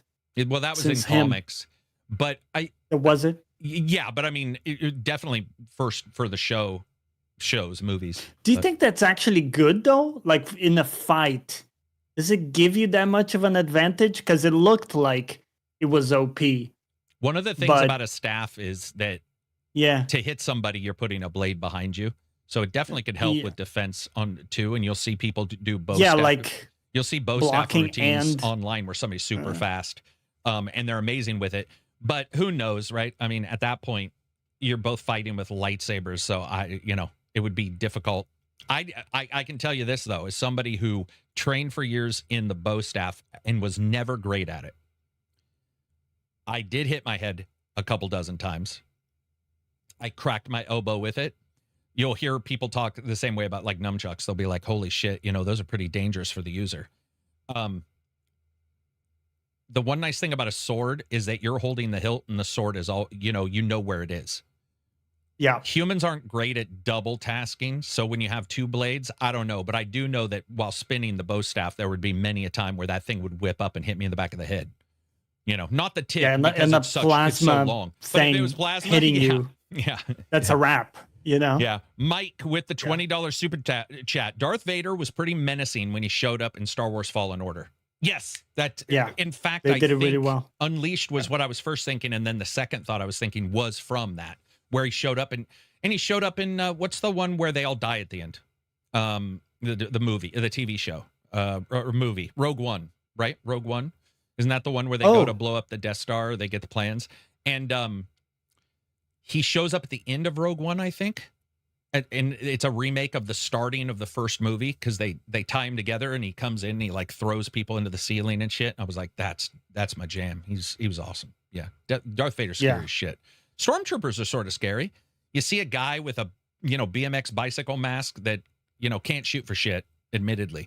But as like, without the goofiness of Stormtroopers missing all the time, I just mean seeing a dude in that kind of armor and all of them marching towards you would be a little bit bung curdling. You'd be like, especially because everybody else didn't have armor. And they're anonymous. Like Luke. Yeah. Yeah, Luke is wearing a poncho or whatever that is. Yeah, Luke's got his Western poncho on, his Clint Eastwood poncho. Dude, Luke, That's the one thing about the Jedis, man. They don't dress I get shit. that vanity is a bad, it's a bad trait and you want to avoid it, but they did a good job. Can we have some fun as a Jedi? They did a good can job we have with some? the mimicry of like going slightly to the dark side, or at least having some issues like Luke switching to the black for the last movie, and then Anakin the form-fitting black, and you were like, you could sort of see the visuals changing where he went from the Padawan with the little braids to like his 1980s hard rock hair in the last movie. It and was it's all so teased good. up and shit, and you're like, dude, that guy's like a rock and roll star. You could see the ego. They did a good job with it's almost like a teenager emo phase. It's like he's going through a phase. I mean, he's chopping arms off because he's got a lightsaber. Again, you wouldn't trust a 16-year-old with a lightsaber. I'm just saying, well, I don't know. I wouldn't trust myself with one. Ever. Because I'm sure I would do something stupid with a lightsaber. I just would. You'd get mad at somebody at school and you bring a lightsaber to school. That's just, I'd be like, dude, give me my milk back. I mean, a lightsaber's scary when you think about it. Like, what if you drop it? What if you drop that thing? Have you ever dropped like a fork onto your own foot? That's why you need your training, man. I have training in forks. I've eaten with them for fucking 30 plus years, and I've still dropped a fork on my foot.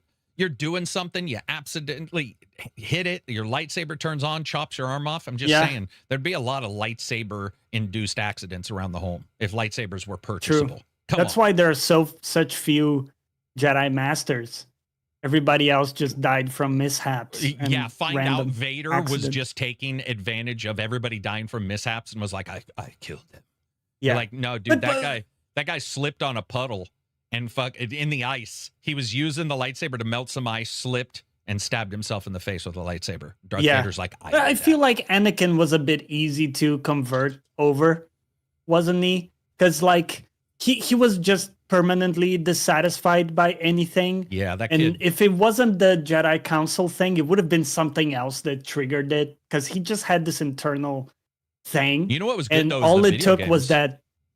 Oh, sorry. All that took was what? No, you continue. Well, all that took was the opera seat conversation where it's like, oh, are you familiar with the tragedy of Darth Plagueis? It's like, I'm sold. Fuck it. Dark side. I'm all in. Their naming conventions. Sidious, Plagueis. It's like, dude, so come good. on. It's terrible. But it is terrible. It's terrible. Darth Diseasicus. It's like, dude. Terriblous.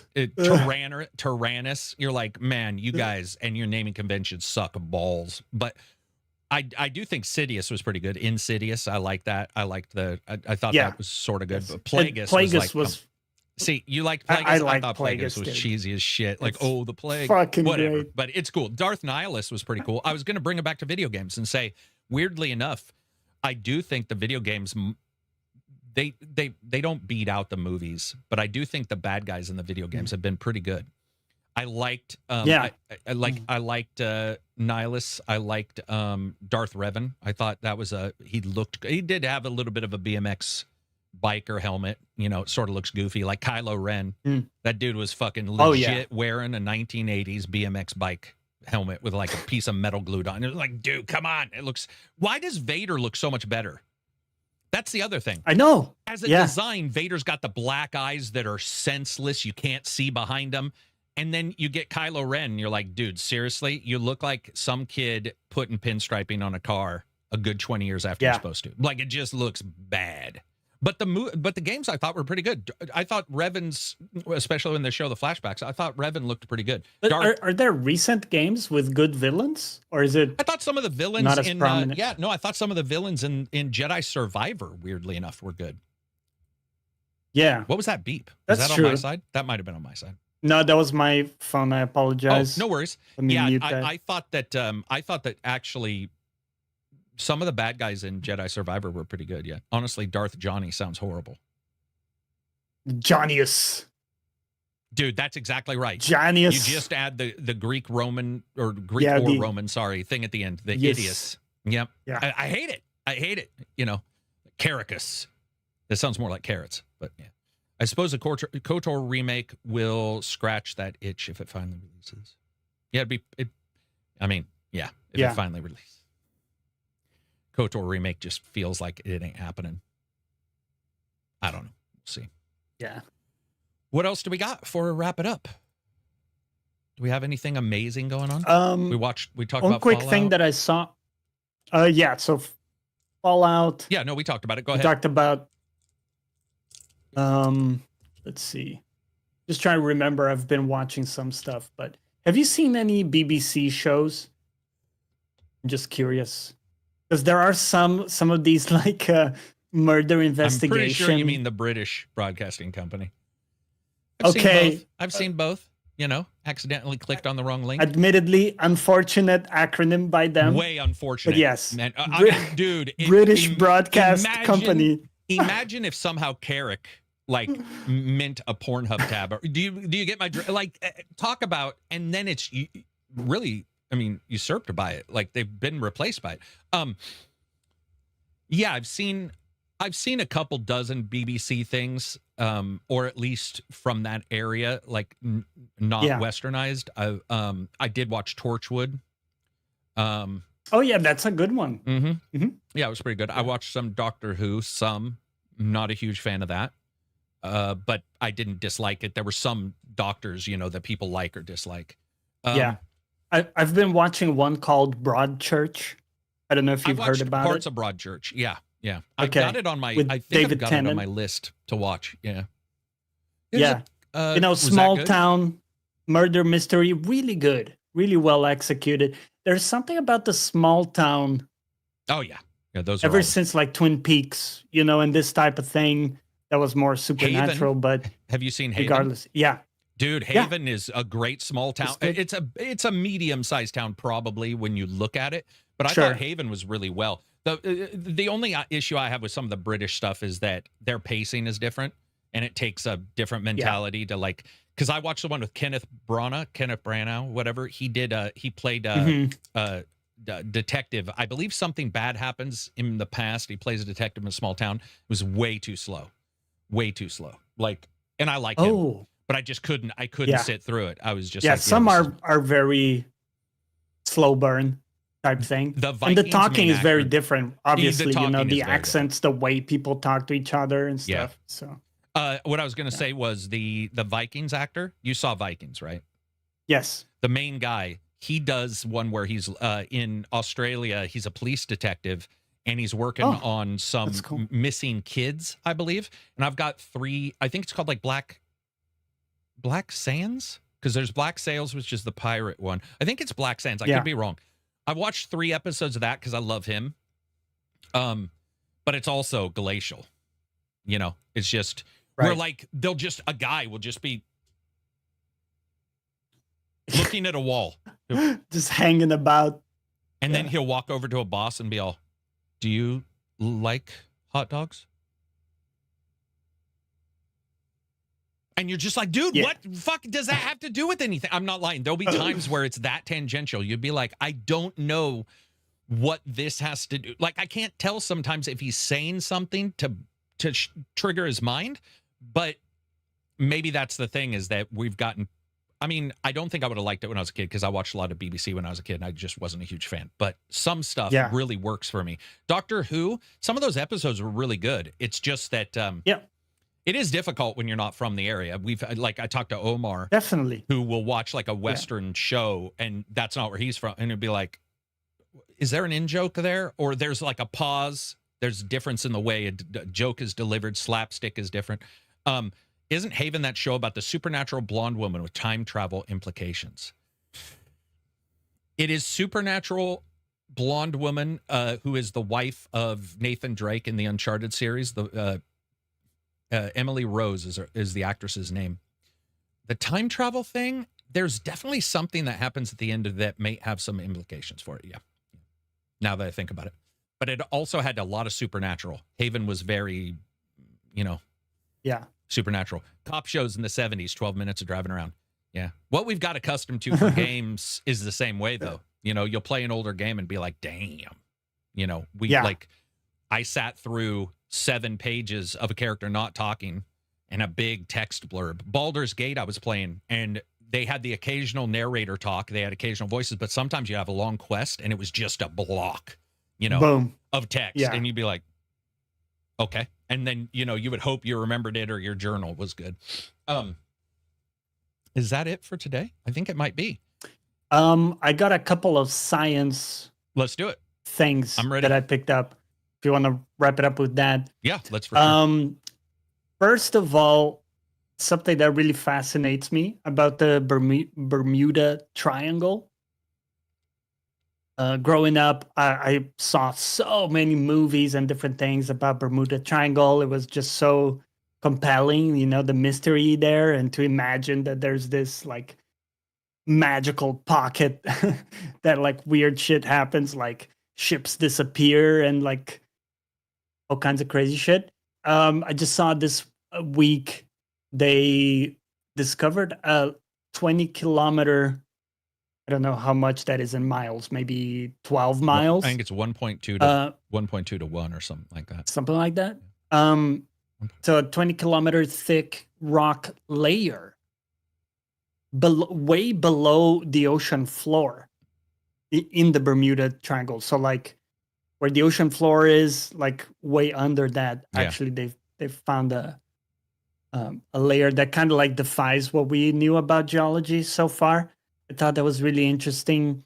They said it could explain seafloor elevation without volcanism or weird things like that. Right. So I just wanted to bring it up. Like, is that something you also watch movies about? Like the whole Bermuda Triangle thing? Is that also like a thing in America that much? Or it was bigger before statistics and they started going, actually, the amount of things that have dropped out of the sky there. We just lost some planes. Yeah. Like well, imagine a triangle that's 1 mile by 1 mile, and you have some losses. What happens is that the 1 mile by 1 mile turned to 2 because a loss would happen. It'd be like, oh, the Bermuda Triangle is bigger than what we thought. And pretty soon you're like, all right, so your data just encapsulates anything that's happened in this expanding. Massive area. I love the idea of it. I mean, I love and it wouldn't surprise me if, like they'll say stuff about compasses. Well, compasses being magnetic, if you have like iron deposits in a place, you have something weird going on. That kind of stuff is awesome. I love it. Yeah. I just don't, there's a lot of things where you're like, I wouldn't doubt if there's a possibility of something, but you don't hear about it now at all. Like, there's not a bunch of losses there now. So it's like, did the Bermuda Triangle magically untriangle itself? Or, No, we just did more science or whatever. Or like we just understood more stuff. Yeah, Dom, Eureka is an amazing show.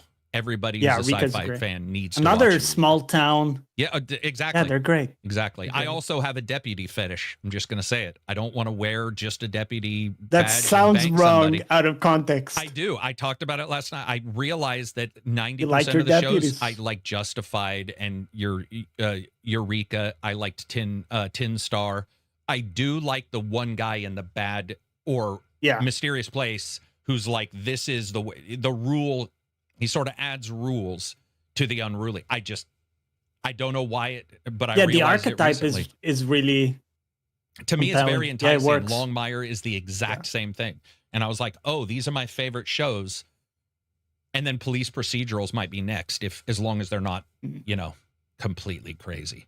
I hate when shows get, social too much. Like, okay, we get it. I'm a bad guy because, I got a beanie and a beard or whatever.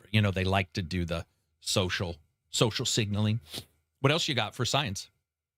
The other thing that I saw is that Titan, one of Saturn's moons, they picked up that apparently it doesn't have like a subsurface ocean under. That was the theory before, that there were these. We're not talking about Europa. We're talking about Titan. Okay. So they thought that they had these like subsurface oceans and stuff. Okay. But actually, it appears they have just like pockets of water and slushy ice, they say.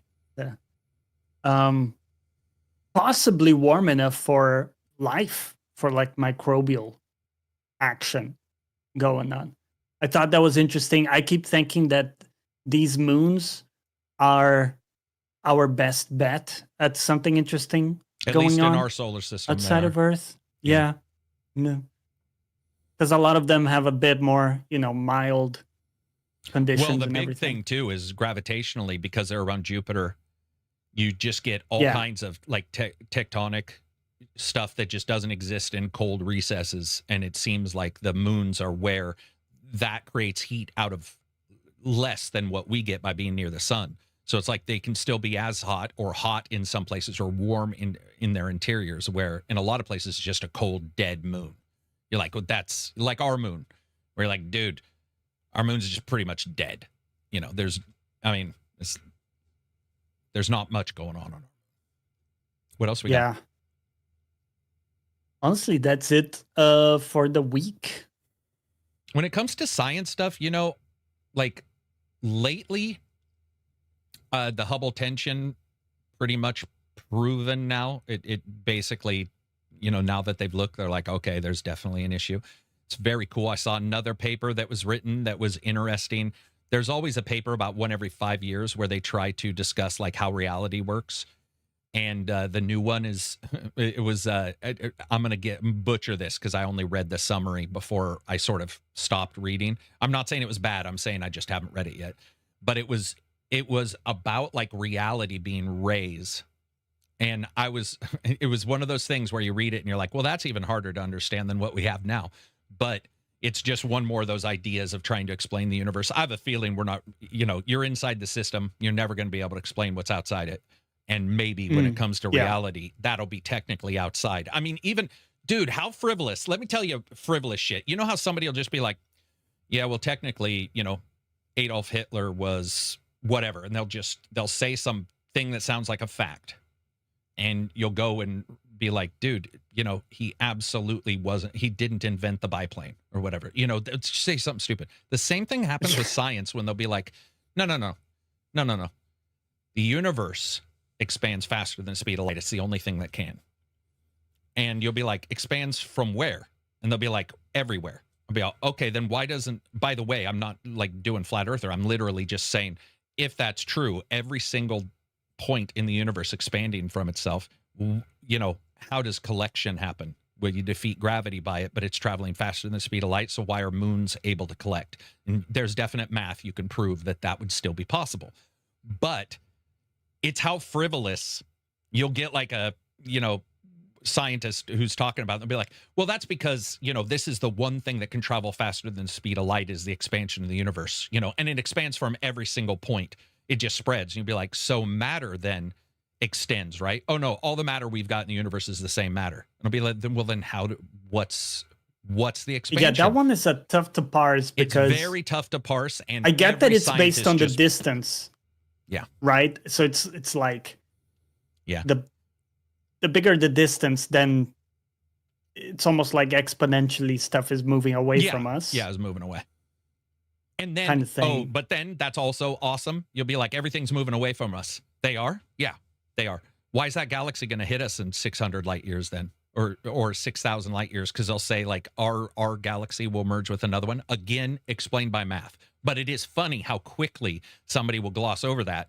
And I can see why somebody who doesn't understand the math or hasn't had it explained to them via another video or their teacher at school would go, what the fuck are you talking about?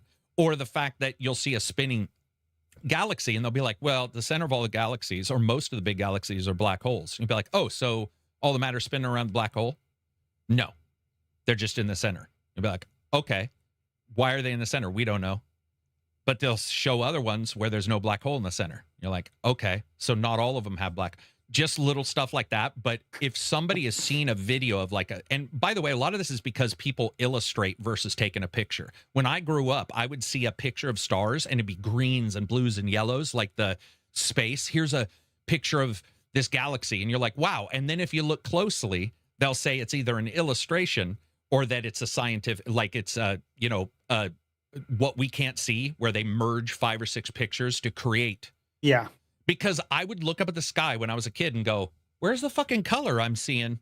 Where's the blue ones? Where's the fucking, like, what's going on? Why is every picture taken show all these crazy shit and all I'm seeing is little white dots? You know, it's just funny because it is so, it's so blasé.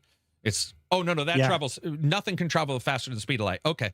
So how is it expanding faster than the speed of light? Well, reasons. I mean, obviously, some good scientists have explained it, and it's explainable. But within our, bailiwick, it's explainable. But I just find that funny. I was listening to somebody yesterday who was doing a really good science explainer, but they off the cuffed that right after saying nothing.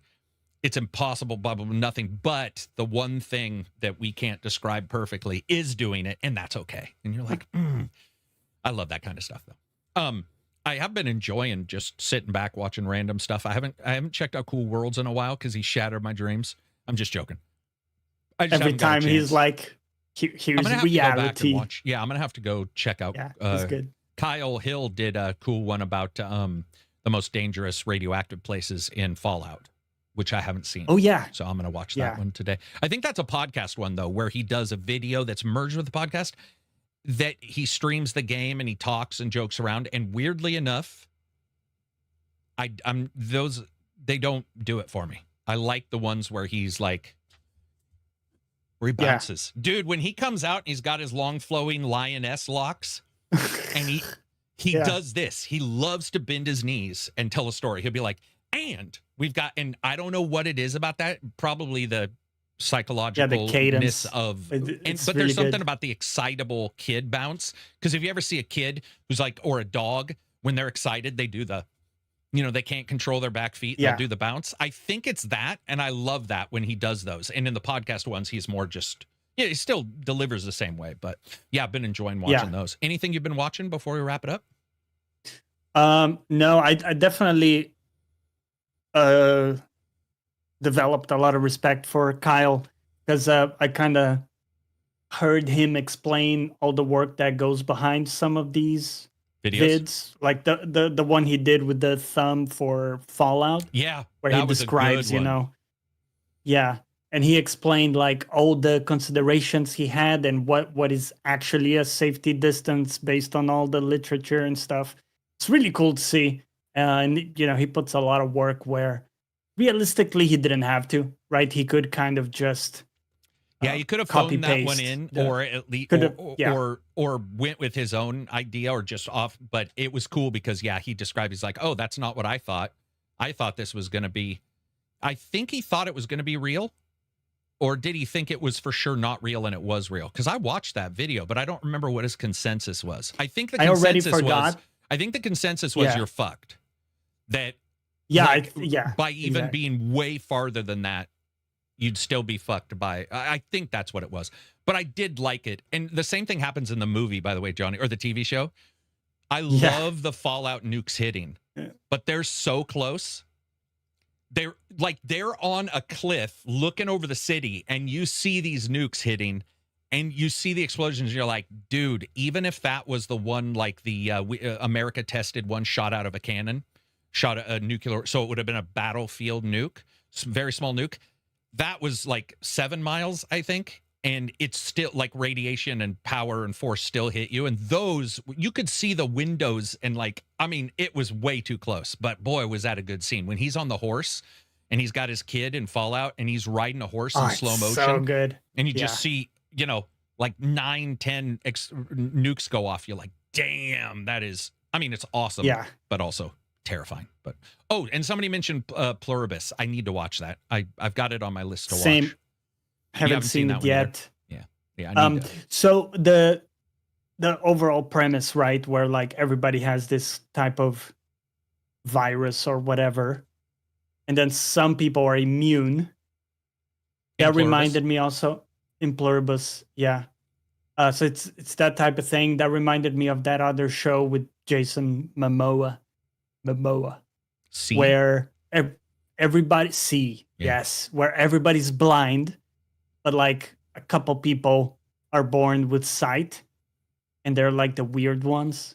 So it just reminded me of that premise. Due to sight versus because they're living in a culture without it. And for the longest time, they just pretend to be blind. Okay, because, now I do remember. How that can others tell? Yeah, Yeah, I do remember that cool. part. I'll have to check that out. Was he blind? Or was he not blind in that? Yes, he's blind. Yeah, he was like a blind samurai, not samurai, but like a sword wielding. I always feel too like if nobody could see, You wouldn't have some of the conveniences of clothing and appearance that you see in shows where they're like everybody's blind, and you see a guy with well-coiffed hair. You could just be naked. Yeah, realistically. I mean, dude, or wearing everybody else's clothes because you just steal them and they can't figure it out. You're like, you show up in like everybody else's stuff and you're the only one protected from the cold, but they're all freezing. Or you accidentally take a piss in someone's tent, like accidentally. Prove it. Yeah, exactly. Was it me? Prove it. Yep, never saw it. You might have heard the tinkle, but you never saw it. Anyway, that'll be it for us. Thank you, everybody, for sitting down and yakking with us. If you get a chance, check out the Patreon. You can jump in, continue the conversation. Check out Johnny. Johnny Plays Live. What are you going to play this with? This weekend, I'm doing some Hogwarts, some League. That's it. Yeah. Hogwarts, Johnny Plays Live on Hogwarts Twitch. and League. He's doing Hogwarts and League. Doing some game. Lego as well. One good game, one bad game. Just joking. Anyway, that'll be it for us. Peace out, everybody. I feel attacked. I feel personally attacked. I was personally attacking. Well, I was personally attacking the game. That's for sure.